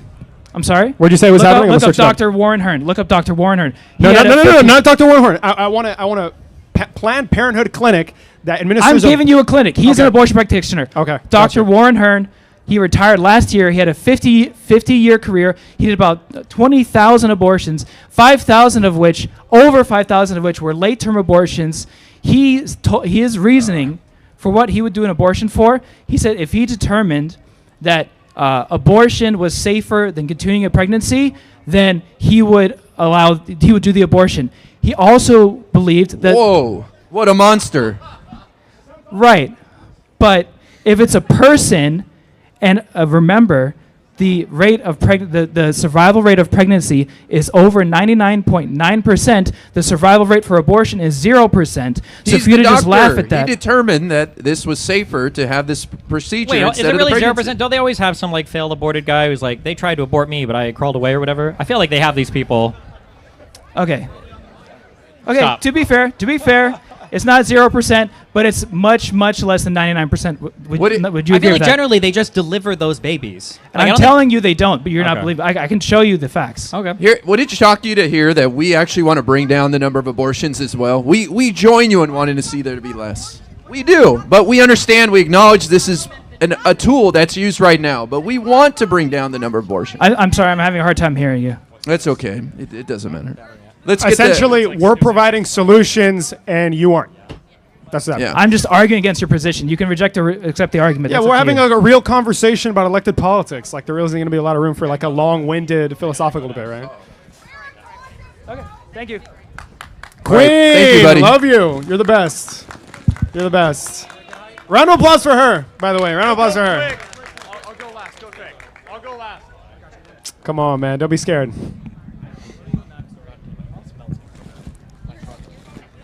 Destiny IRI.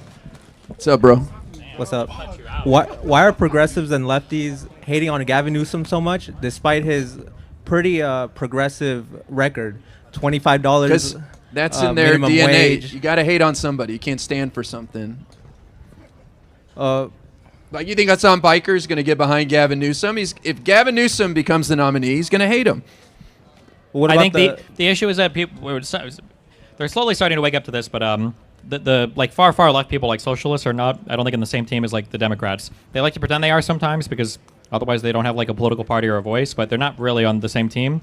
So that's why they often conflate both parties. They say the Democrats and the Republicans are the same. They all support Epstein. They all support billionaires. They're all AIPAC takers or whatever. And when that's like your perspective, obviously you're going to attack any mainstream Democratic figure. Like some of them have attacked Mamdani. A lot of them don't like AOC or Bernie anymore. Like that's just how those people function. Well, why are they so disillusioned with the system?